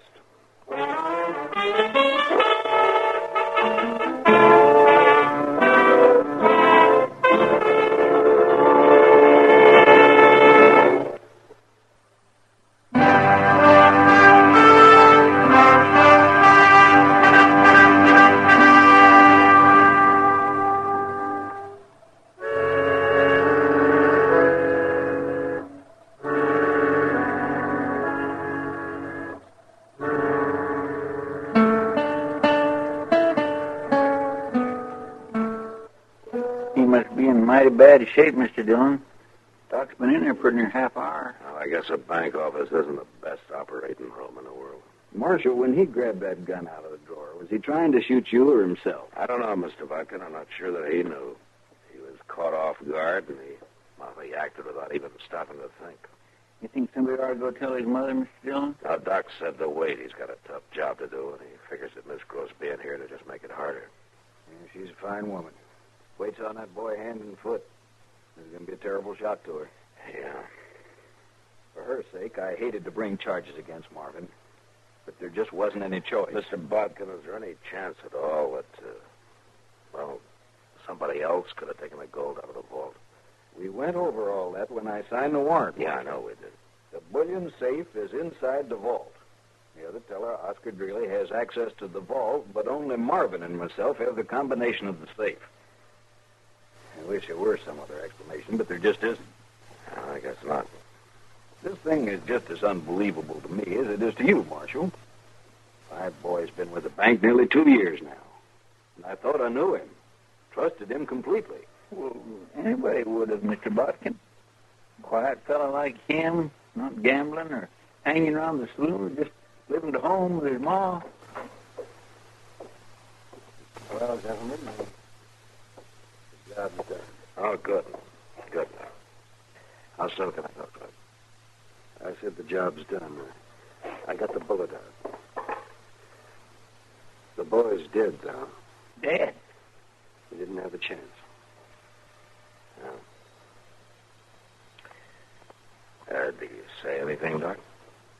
Not a word. He didn't even come to. Mm-hmm. All right, Chester, let's get to work. Well, it appears to me the job's over, Mr. Dillon. There's $20,000 worth of gold still missing. And even worse, somebody's got to tell his mother.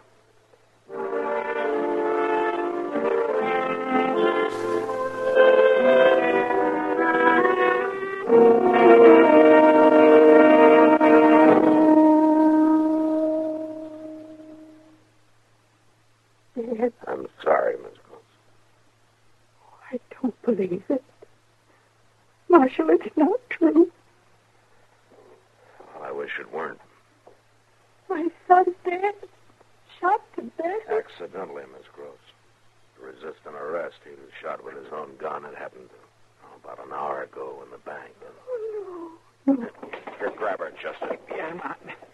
Oh, easy, man. There now.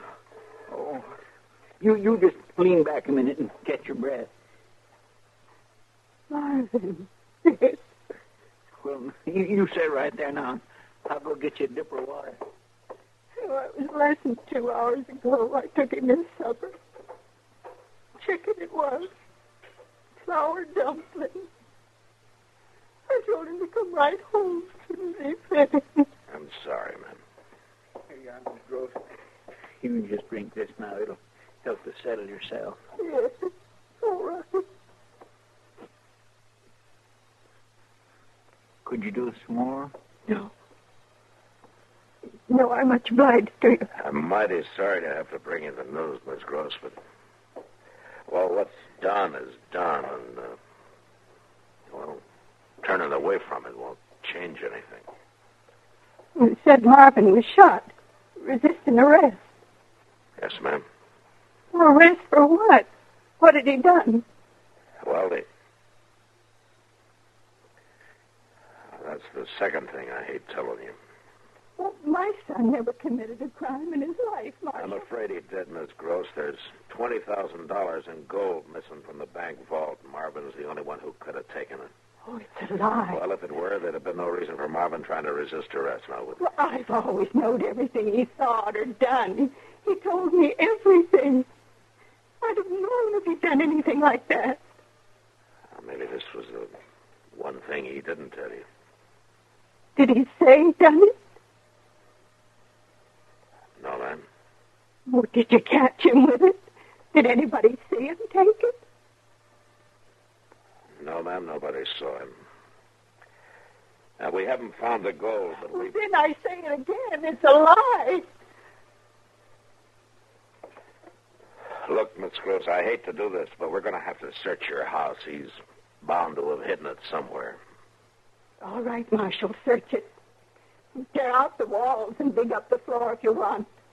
But you won't find nothing because there's nothing to find. I know my son. I know my son. Yes, ma'am. All right, Chester, let's get at it.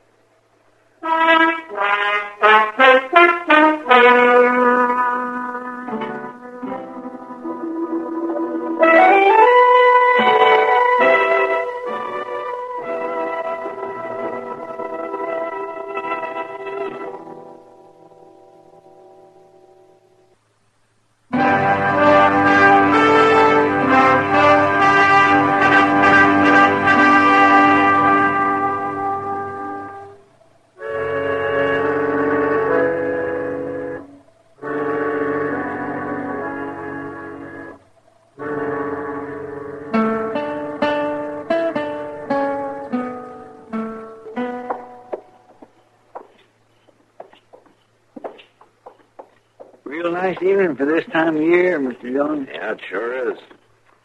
It'll be early spring. I seen a whole passel of meadowlarks this morning out south of town. Oh, they probably wintered here. Oh, sure, there's too doggone many of them, too. Uh-oh. Here comes Miss Gross. Let's go across the street. You can't dodge trouble by running from it, Chester. Well, I know, but the way she feels about things... Marshal. Oh, doggone it, she's sauce. Good evening, Miss Gross. Oh, I'm glad I run into you, Marshal. I was aiming to come by your office. Oh? You found out yet who robbed the bank? No, ma'am. You found the money yet? No, not yet. 2 weeks now. My son laying out there on Boot Hill. Branded criminal.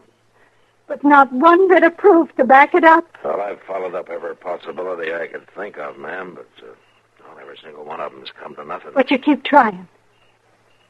Sure I will. I'll keep trying. I reckon I knowed you would. It ain't you I blame, Marshal. You only done your duty. You got an honest reputation. Thank you, ma'am. But I'll never forgive Mr. Botkin, never in this life.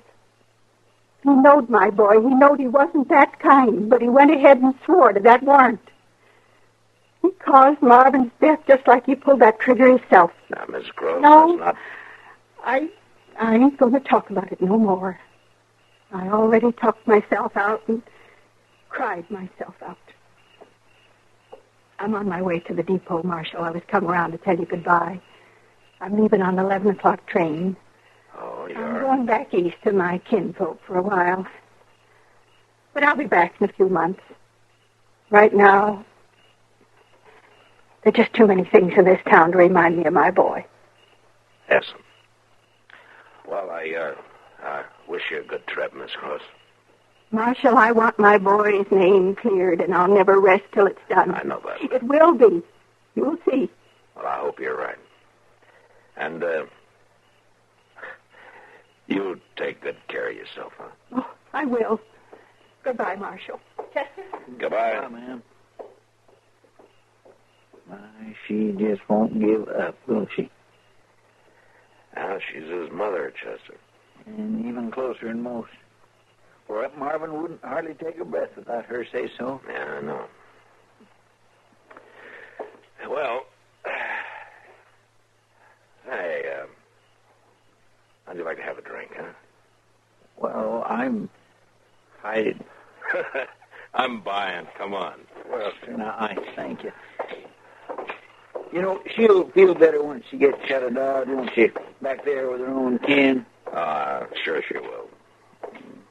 Miss Grove's a fine old lady. It's just too bad. Yeah.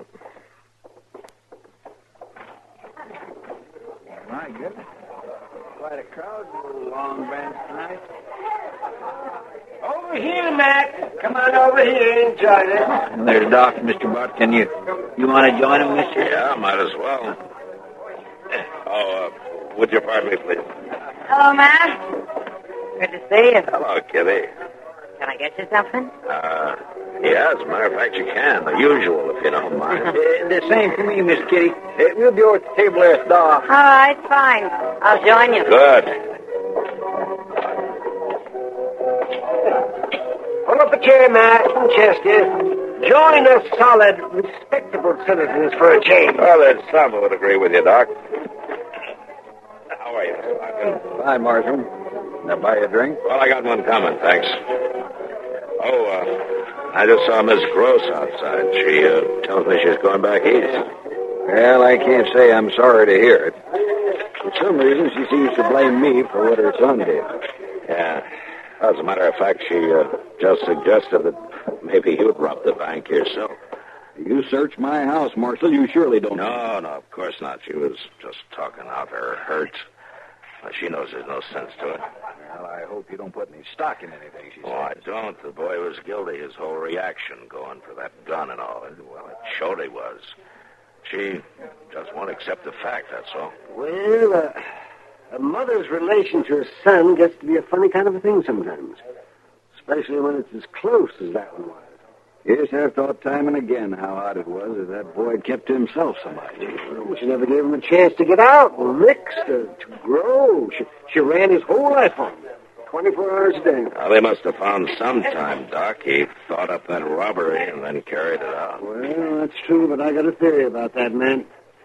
I think he did it to hit back at her, sort of. It was a way to rebel. Oh?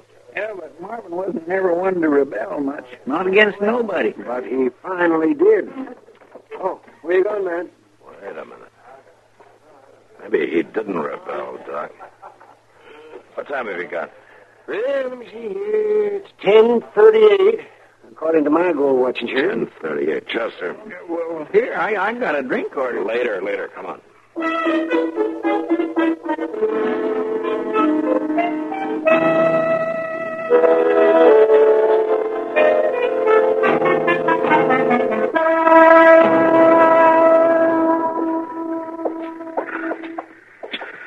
There she is, Mr. Dillon.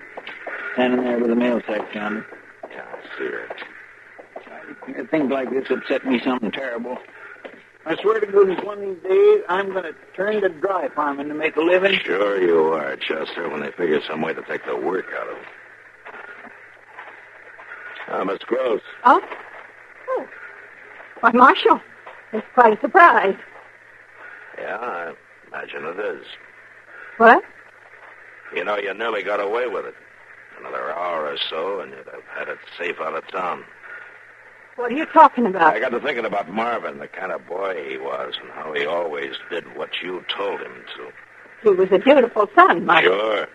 And when I talked to the two men who carried your trunk here to the depot, they said they could hardly lift it. What? It's pretty heavy, I guess, with 100 pounds of gold in the bottom of it. That's a lie. I just opened that trunk, Miss Gross. You had no right to. It was Marvin's trunk. I didn't know what was in it. Your things are packed right in with the gold, things I saw in your house the day I searched it. Miss Gross, you're under arrest, accessory to grand larceny. Arrest? That's right. That stupid young fool. Getting himself shot. He could have swore to some story that had cleared me and took all the blame himself. I tell you, he'd have been glad to do it for his old ma. He died for you, didn't he? What more do you want?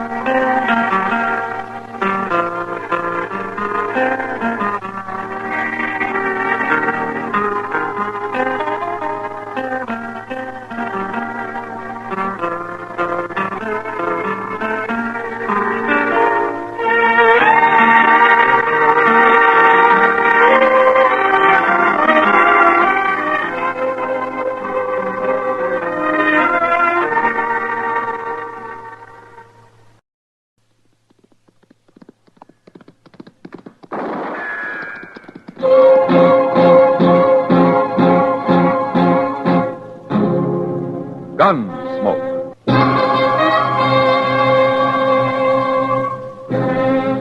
Around Dodge City and in the territory on West, there's just one way to handle the killers and the spoilers, and that's with a U.S. Marshal and the smell of gun smoke.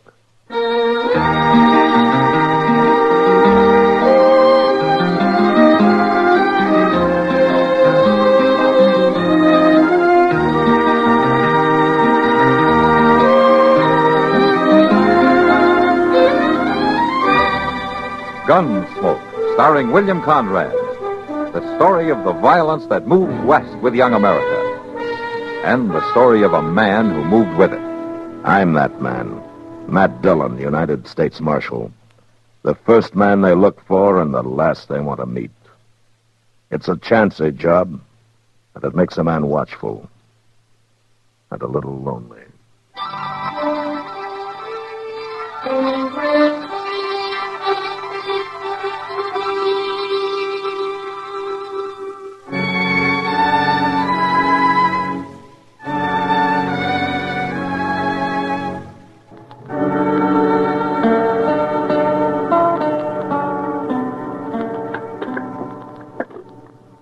Mr. Dillon, you want another cup of coffee? No, I don't think so, Judge. I'll just pour out another little swaller for me and with it.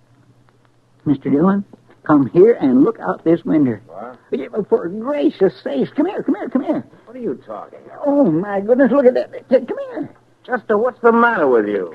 She's coming here, Mr. Dillon. Who's coming here? I don't know, but she is the prettiest girl I ever seen in all my life. Why, she just can't be real. She is the one prettiest girl I ever... Good morning, gentlemen. Good morning, ma'am. Well, won't you come in? Thank you, sir. Would one of you gentlemen be the United States Marshal here? Yes, ma'am, I am. Matt Dillon. Is there anything I can do for you? Well, my name is Colleen Tawney, Marshal Dillon. And I've got the most terrible, awful trouble you ever heard of. Oh? Well, would you like to sit down and tell me about it? Well, that's mighty kind of you, Marshal. Here, take this chair, Miss Colleen. Let me dust it off a little dab for you. I'm right obliged to you, Mr. Chester Proud. Chester Wesley Proud. How do you do, ma'am? I'm proud to make your acquaintance, Mr. Chester. There you are. Thank you. Now, I just love people. They're always so nice to you. Except that... You, mentioned some kind of trouble? I'm an orphan, Marshal Dillon. All alone in this world. Oh? I was brought up by a dear old aunt, mostly in the South. But then she took me to San Francisco. And last month, she passed away. Oh, that's too bad, Miss Tawny. Colleen. Just about everybody calls me Colleen. It's kind of Irish, I reckon. Though I'm more Southern than most anything else. You are? I came from San Francisco on the stagecoach. And I had just enough money to get me to my kinfolks down south. If I got any kinfolks anymore. And I could just kill whoever done it, Marshal Dillon. Whoever did what, ma'am? I took all my money. I put my pocketbook on that baggage truck just for a minute. Over at the depot it was.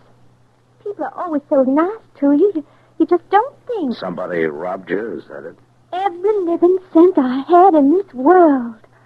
Why, I'm a pauper, Marshal Dillon. I'm destitute. Oh, well, can I fetch you a dipper of water or something, Miss Colleen? I'm all alone without nobody to turn to, no, even a roof over my head or anything to eat or anything. Oh, well, now, it's not as bad as all that, ma'am. It's not? Really? Well, I think we can fix you up with a room over at the Dodge House for a few days. You could? Well, by that time, something may turn up. Maybe we can get your money back. Really? Would you like a dipper of water, Miss Colleen? I knew the minute I walked in that door you'd help me. Miss Colleen, would you like a dipper of water? No, thank you, Mr. Chester. I just knew if I told you my troubles, Marshal Dillon, you'd just make everything all right again. Oh, you don't have to worry about a thing. I'll arrange with Mr. Dobie over at the Dodge House. Well, good morning, all. Oh, yes, it was a mighty fine morning, too. Oh, well, I didn't know you had company, man. This is Dr. Adams, Miss Colleen Tawney. Well, I'm pleased to meet you, miss. Are you a real doctor, a physician? Oh, yes, indeed, young lady. My goodness. Welcome to Dodge City. And if you want me for anything, my office is just upstairs. Doc. You know, medical examination, diagnosis, treatment, services, medicine, drugs, anything you need. And I won't charge you a cent.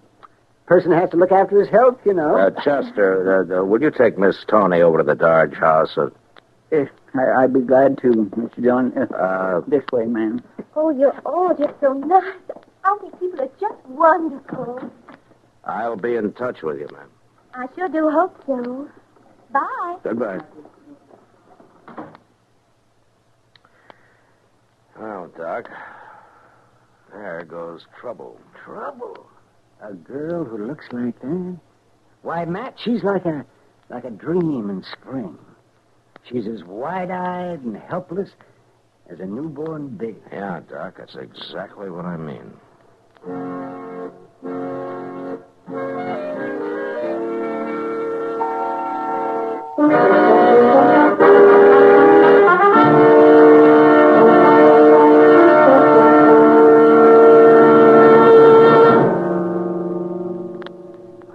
When United States military personnel arrive at an overseas station, one of the first problems they encounter in human relations is the language barrier. The people there make a strong effort to learn our language. They know it will benefit their economy. But you don't have to learn their language. In fact, you might complete your tour of duty satisfactorily without any appreciable knowledge of it. But you'll miss a lot. And you don't have to miss anything. For as a member of the Armed Forces of the United States, you have the opportunity to enroll in a USAFI spoken language course. The language series includes courses in 24 foreign tongues. They are practical, conversational studies with primary emphasis on spoken usage.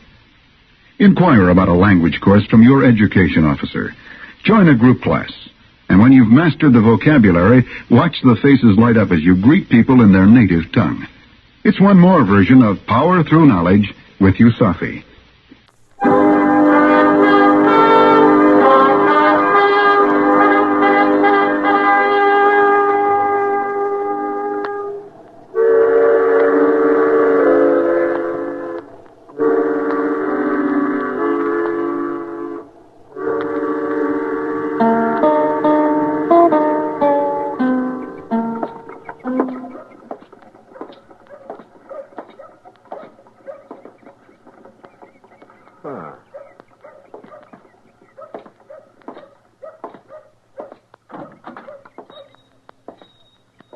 Well, good afternoon, Matthew. How are you, Miles?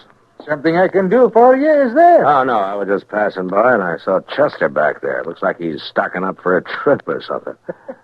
I haven't seen any of his money yet. Well, you're not likely to. Chester isn't exactly the biggest spender in the world. Oh, I've often suspected that, Matthew. Hello, Chester. Well, hello there, Mr. Dillon. What in the world are you doing here? No, I just came in to satisfy my curiosity. Curiosity? Mm-hmm. About what? You going on a buffalo hunt or something? No, sir. I was just thinking of buying a few groceries.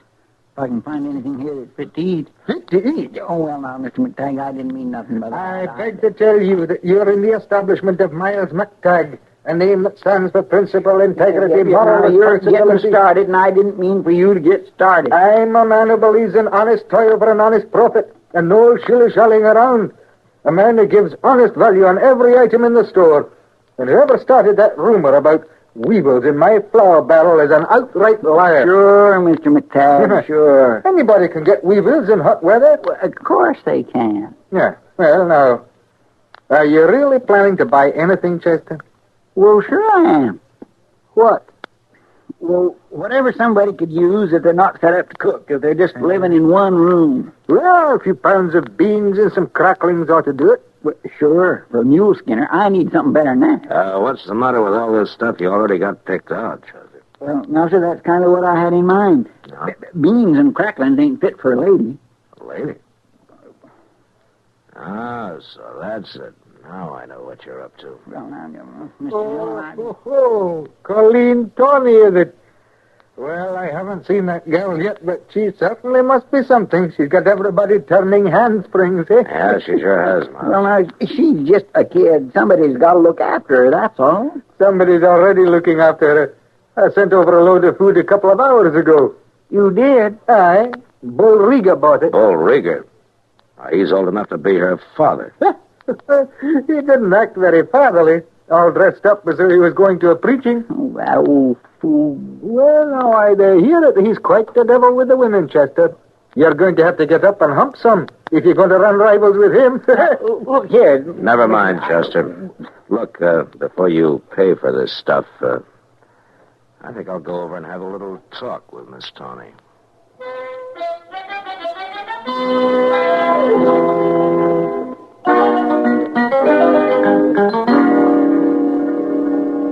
Oh, my goodness.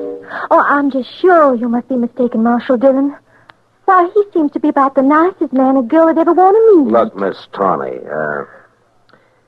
you're young, and I've known Bull Rieger for a long time. He's a rough, tough, hard-living old devil, and he's just no kind of a man a young girl ought to associate with, that's all. Well, my dear aunt always said, rest her soul, that innocence is its own defense. Yeah, but your aunt never met Bull Rieger. Now, Marshal Dillon, Mr. Rieger is just being kind and helpful, just like you are. Yeah, sure. Everybody's been so nice and thoughtful. Mr. Chester's already been by 3 times today. Doc was here. That too. old goat here, too. He took my temperature and my pulse and said I was just fine as far as he could tell. Yeah, And well, Mr. look... Rieger just insisted on helping me. He said he had a little old empty house up the street. Oh, yeah, that would be the old Sackler place. Well, he said I could just live in it for nothing as long as I pleased. And, of course, I told him I wouldn't think of such a thing. Well, good. And then he said he'd give me the house. Give it to you? Mm-hmm. That's exactly what I've done. Don't you know how to knock, Rieger? Not when the door's open, Marshal. Well, I went and done it, little lady. Got it drawed up all proper and legal over at the bank. There's the deed. Ah, Mr. Rieger. The house is yours. Lock, stock, and barrel. No strings on it. You can move in right now if you're a mind to. Isn't it wonderful, Marshal Dillon? Yeah, it's great. Well, I'm just going to sit right down and read this little old paper right through. Rieger, would you come out into the hall for a minute? I'd like to talk to you.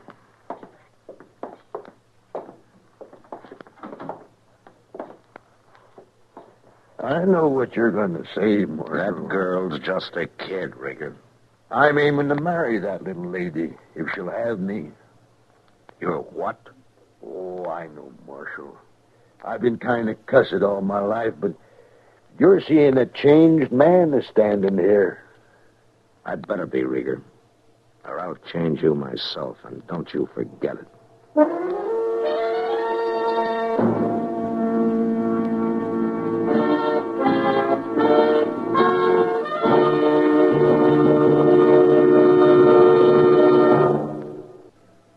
Another visit with Joe and Daphne Forsythe. Joe, honey. Uh-huh. Joe, darling, put down the paper. I've got something important to ask you. Okay. Joe. All right. What? How many savings bonds do we have? What kind of a question is that? A good one. How many? I'm not sure. I'd have to count. And I'm reading the paper. Now, what do you want to know for? Have we got enough to make things comfortable for us? Very comfortable. That's why I buy on a payroll savings plan. Up on the month will give us quite a nest egg for the future. Enough for a college education? Eventually. But who's going to college? Our children, silly. We don't have any yet. Oh? What do you mean, oh? Better buy some more bonds, honey. Daphne, you mean... We've got a new investment. How about that?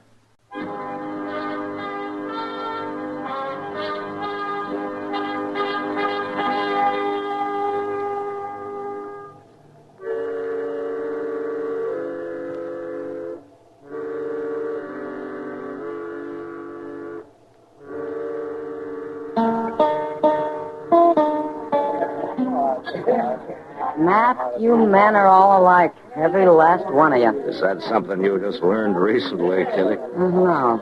But I've sure been reminded of it the last 3 days, watching them all flutter around that little Colleen Tawny. Now, don't count me in on that, Kitty. I'm only helping her. She's just a kid.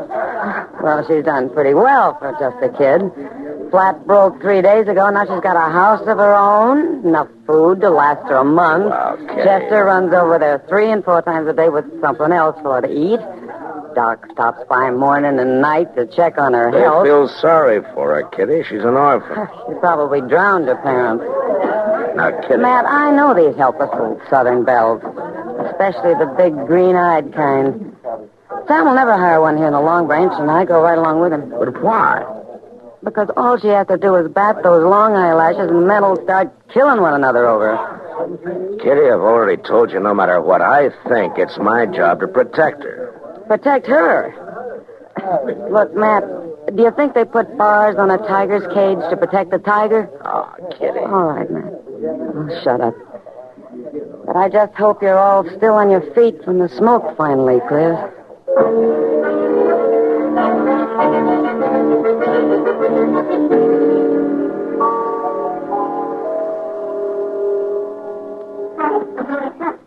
Well, it's getting late, Matt. Yeah, that's right, Doc. Guess I better be running along. Won't do you any good, though, Doc. Bull Rieger's calling on her. He's been over there all evening. He has? Uh-huh. Chester's hanging around outside in case she needs help, as he puts it. I'm kind of find that she's more than likely will, too, with that ruffian in the house. She ought to have a cultured man, I guess. Nice and refined. You happen to know anybody like that, Doc? Well, yes, I do. I've been kind of thinking some the last few days. Forget it. You're old enough to be her grandfather. In Europe, they don't look at it like that. They're civilized. Yeah, but this happens to be Dodge City, Doc. Oh, well, at least a man can dream. Yeah, I guess so. I'm just talking, man. I just like sitting and looking at her. You and Chester both. That Bull Rieger, though. I do believe he's real serious. Well, he sure acts like it. All right, Marshal, where is she? What have you done with her? What's the trouble, Rieger? She's gone. That's the trouble. Yeah. Bag and baggage, and you had something to do. Oh, now, wait a minute. She is gone, Mr. Dillon. And she's took all her belongings. I went in the house and looked. Oh? She must have snuck out the back way. I was right out there in front the whole time. Were you out in front, too? We was sitting and talking, and I was teaching her draw poker, and I reckon I must have dozed off for a minute. Drunk, more than likely. Never you mind, Doc. I got the stomach for a fair amount of liquor, but she just kept filling up my glass. So you taught her draw poker, huh? How much did you lose, Rieger? About $100, as far as I could tell, but how'd you know I lost? That's pretty easy. You mean you reckon she was cheating, Marshal? You were there. But I wasn't paying no attention. I figured it was just a joke, sort of. I kept plaguing her to marry me, and she was wearing a real pretty lacy thing. And you paid too much for it, Rieger. Oh, come on in, Miles. It's open house. I could have sold you one of them house robes for half the price. Well, never mind that now. You got to do something, Marshal. You got to find her. She left town on the 10 o'clock train. Are you sure of that, Miles? I walked her to the station. Fine young woman. I'm real glad I didn't meet her any sooner. I might have cut up as crazy as Rieger here. Marshal, you got to send a wire. Have her took off the train. Are you willing to go into court, Rieger, and tell what happened? Yes, I sure am, Marshal. I'd go in. No, I'd be laughing the stock of the country. All right. At least she couldn't take the house with her. No, and a mighty lucky thing for me, she couldn't. What do you mean? She sold it to me. Signed over the deed and everything. $600 cash. What? It's worth $1,000. Aye, that's about what I figured it at. Marshal, I'm sorry, Rieger, but you gave it to her. No strings. If she wanted to sell it to Miles, she had a legal right to. If I get my hands on that girl, so help me, I'll... You won't do anything, Rieger. Nobody will. We've all been outsmarted. There's nothing we can do about it but just sit still and keep our mouths shut. Yeah, but Doc's right. You forget it, Rigger. You can afford it. Well, at least we've learned one thing from all this. What's that? It's like a friend of mine said to me last night. They don't put bars on a tiger's cage to protect the tiger.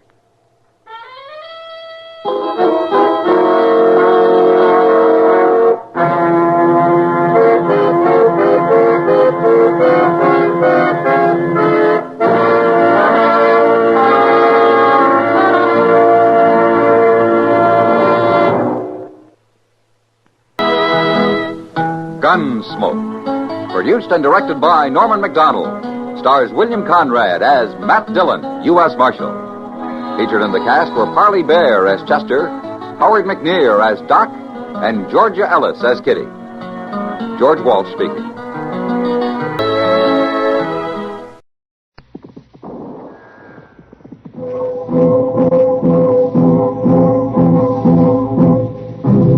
Gunsmoke. Brought to you by L&M, the cigarette you want in the pack you want. Familiar standard pack and new crush-proof box. Live modern. Smoke modern. Change to L&M.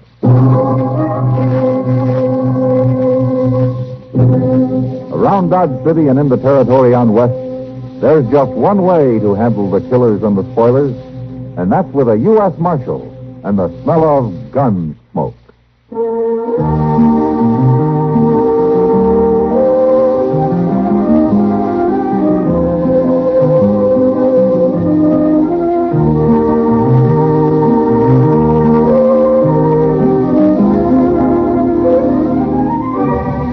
Gunsmoke, starring William Conrad. The story of the violence that moved west with young America. And the story of a man who moved with it. I'm that man. Matt Dillon, United States Marshal. The first man they look for and the last they want to meet. It's a chancy job, and it makes a man watchful. And a little lonely.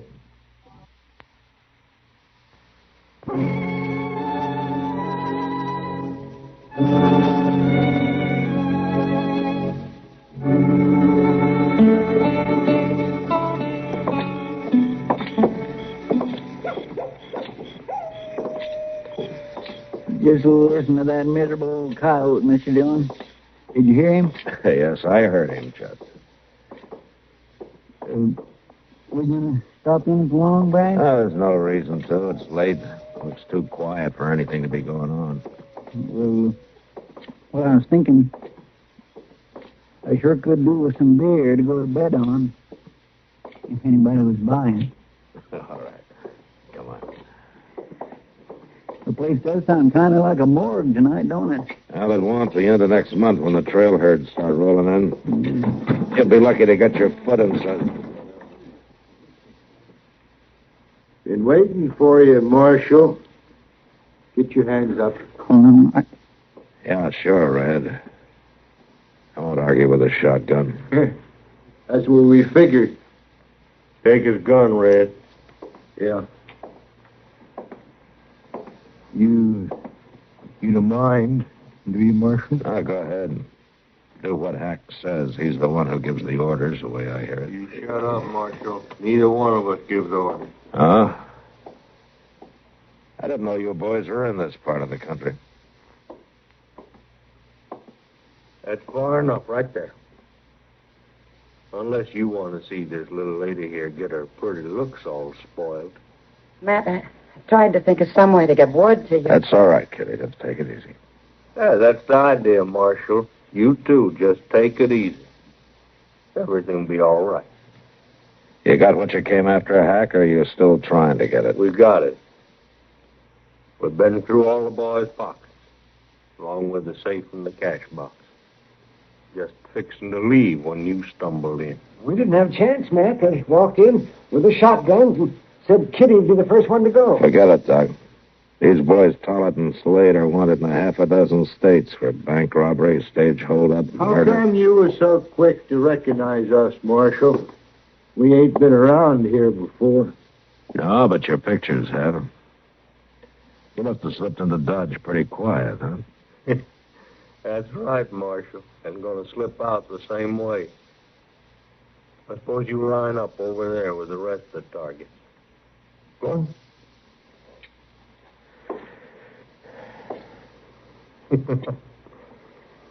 Kind of expected more out of you, Marshal, from what I heard about you. Is that so? Reputation's mighty easy to come by sometimes. All right, all of you.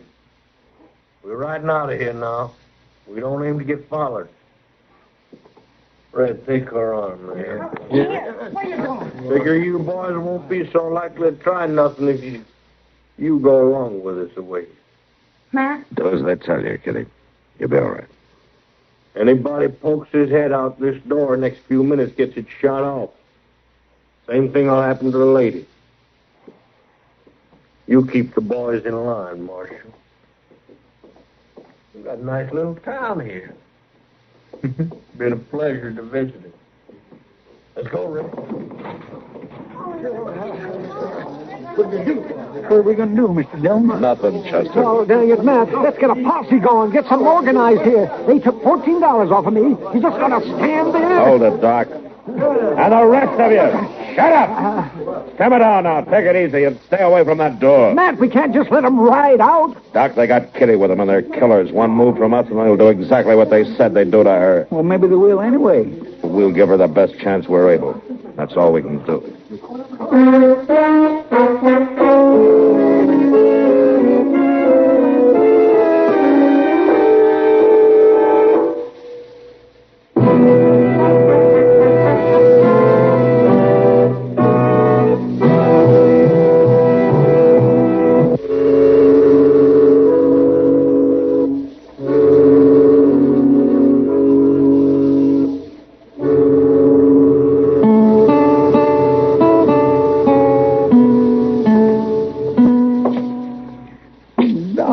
Doggone it, I just can't figure it, Mr. Dillon.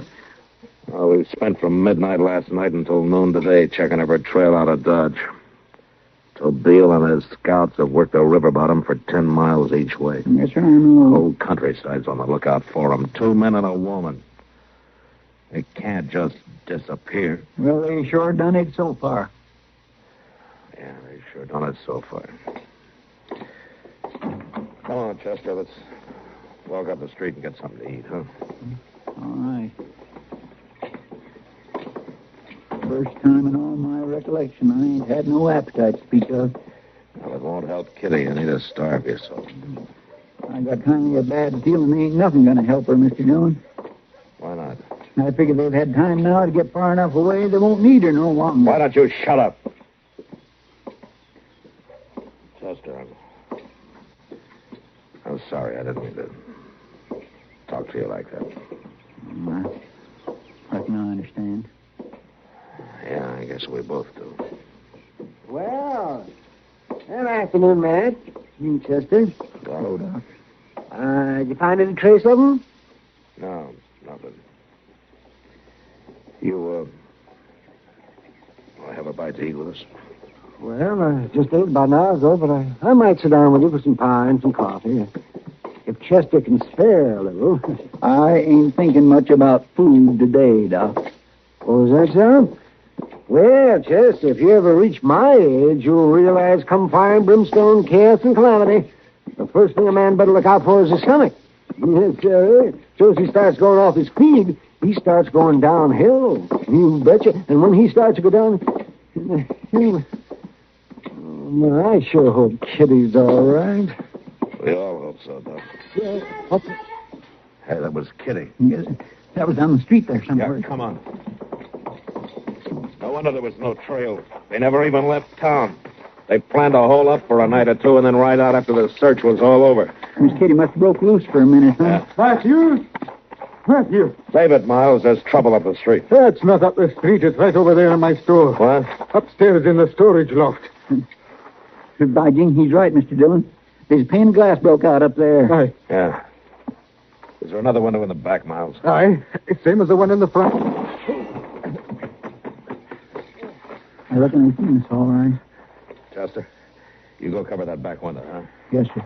At least he's still alive. Yeah. So far.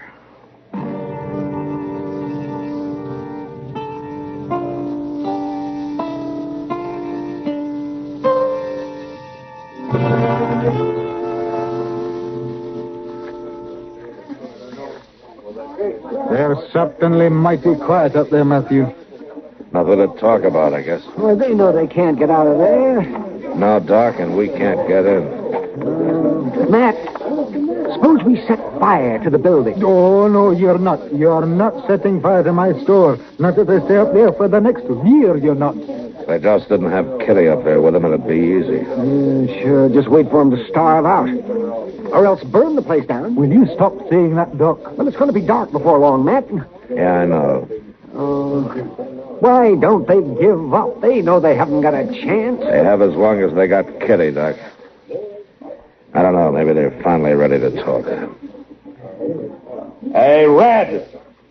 Hack! Careful, man. You're beat and you know it. Why don't you throw your guns out of that window and come on down? Suppose we throw the lady out instead, Marshal. Look, both of you. If anything happens to her, you know what to expect. And if anything happens to us, she knows what to expect. Why don't you go on home, Marshal? Take that crowd of yokels with you. We can hold out a lot longer than you can up there. But maybe not longer than the lady can. Oh, so help me if I get my hands on his... Hack! Suppose we get together and talk it over, huh? Maybe we can work something out. Get together how? You aiming to come up here and visit us? Unless you want to meet down here on the street. You'd like that, wouldn't you? Well, what about it?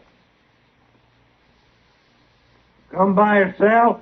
Without your gun? Yeah, sure. Anything you want. Wait a second, man. All right, Marshal. Deal yourself in. You gone clean out of your mind, man? You know any other way I can get under that storage loft, Doc? Yeah, but without a gun? Matt, you're just a plain doggone fool. Maybe. But there's times when being a fool's about the wisest thing a man can do. You're saying this is one of the times? I don't know, Doc. But I sure hope so.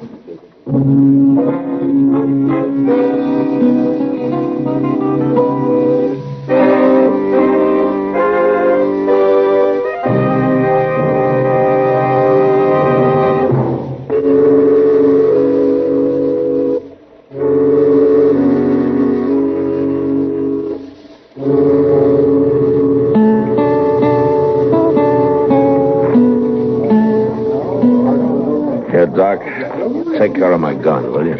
You ain't really gonna do it, are you, Mr. Dillon? Sure, who's gonna do it? The bull-headed idiot. But them two's killers. Chester, you're supposed to be around there watching that back window. I got Sam Noonan to take over. Well, Mr. Dillon, listen to me now. You just can't do There's it. nothing else to do, Chester. Oh, dang it, Matthew. If it'd do any good, I'd say go ahead and burn the place. The stock up there in that loft isn't worth much anyhow. What is up there, Miles? Oh, odds and ends mostly. Stuff I don't need to get at often. The thing that's worth the most is the 20 sacks of concentrates. What do you mean, concentrates? Oh, black iron pyrites. Powdered. I took them in trade from the Black Hawk mine. Oh? I've been aiming to ship them east to the smelter. They run pretty high in silver. Well, I don't guess Red and Hack will be very interested in sacks of concentrates. Marshal, you lose your nerve? I'll be right with you, Hack. They'll shoot you down before you get halfway across the street. Why, Chester? That's what they're figuring. They can do it a lot easier after I'm there. Mr. Dillon, Yeah, never mind, Chester. Good luck, man. Thanks, Doc.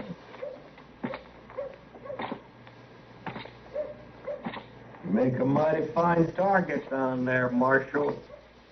I'll make a better one at 10 feet, Hack.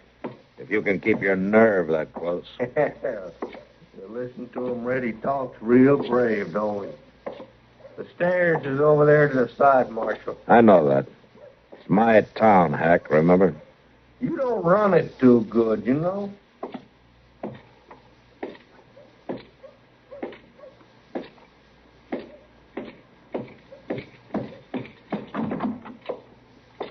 Hurry up, Marshal, before one of your boys down there gets notion. Are you worried, Red? You'll never see the day. He's like a little lamb in a loaded chute. Matt shouldn't have done it. They're not going to let you out of here. Take it easy, Kitty. I'm sorry, Matt. You all right? wouldn't have done a fool thing like this if it weren't for me being here. Sure I would have. Part of my job, Kitty. Teaching boys like these a little respect for the law. Marshal, did you come up here to talk to me or this lady here? What do you say, me, heck? Doesn't Red even count? You know what I meant. Yeah, I know. I just wonder how long it's going to take Red to learn. What are you talking about? Oh, shut up, Red. He's just trying to start trouble. Well, no, all right. What does he mean? Learn what? You got your orders, didn't you, Red? Heck told you to shut up. I don't take orders from him or nobody else. Red, will you listen? Don't you see what he's trying to do? What? Trying to make bad feeling betwixt us, talking a pack of lies. He's trying to start us fighting each other. Yeah. Yeah, sure he is. Sure. You're easy to fool, aren't you, Red? You believe it. All right, that's enough now, Marshal. Just one more word like that, I'll blow you in half. Heck, you haven't got a chance. I thought you'd realize that by now. There's 2 shotguns against your bare hand says we got a chance. Yeah, but you can't use those guns up here. Huh? Didn't you even bother to take a look at these sacks here? What are you doing there? Just hooking a spur in one of them and ripping it open. You could have done the same thing, Hack. Well, just some black dust of some kind. Here, let's toss some up in the air, huh? Don't you recognize him? Don't get the air all full of that stuff. Did neither one of you ever work around a mine? Yeah, I did. Then take a closer look, Red. Don't you know black powder when you see it? Oh, it's blasting powder. That's what it is. It's gunpowder. No. Now, you better lay those shotguns down easy, boys. You pull a trigger and this whole place will go up in one big blast. You're right, Red. We can't shoot nobody in here. You'll stand a better chance going to trial. Now, that's why you come up here without a gun. All right.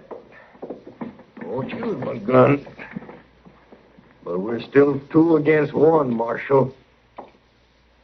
Come on, Red, jumping. All right, come on, Red. It's even now, and I'm going to break your neck. No, not me. You win, Marshal. All right, then help Hack onto his feet. I'll take the shotguns along. All right, get moving, Red. Hey, you're holding that shotgun like you was going to use it. Just in case you change your mind. What happened? What? Why didn't you jump him, Red? What's he doing with that gun? Oh, he can't use it no more than we could. Oh, not with all that powder. Well, now, Miles could be wrong. Maybe it is gunpowder. Oh, what are you saying? I know it looks like gunpowder.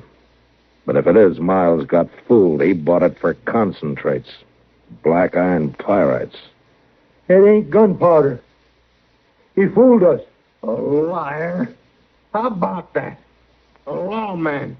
And cheats for lying. Yeah, I'm a liar, all right. I'll admit it.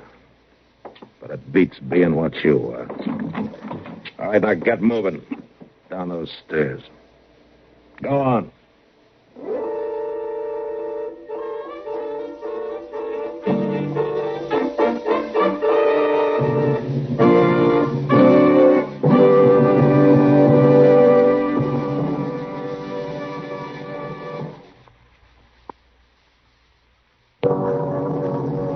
On the frontier, you could tell what part of the country a man was from and how he made his living from the saddle he rode.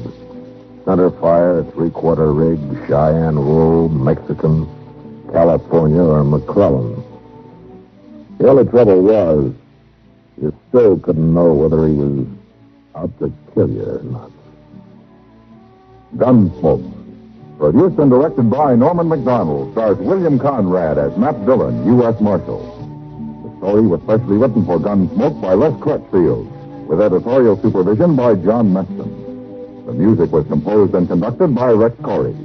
Sound patterns by Tom Hanley and Bill James.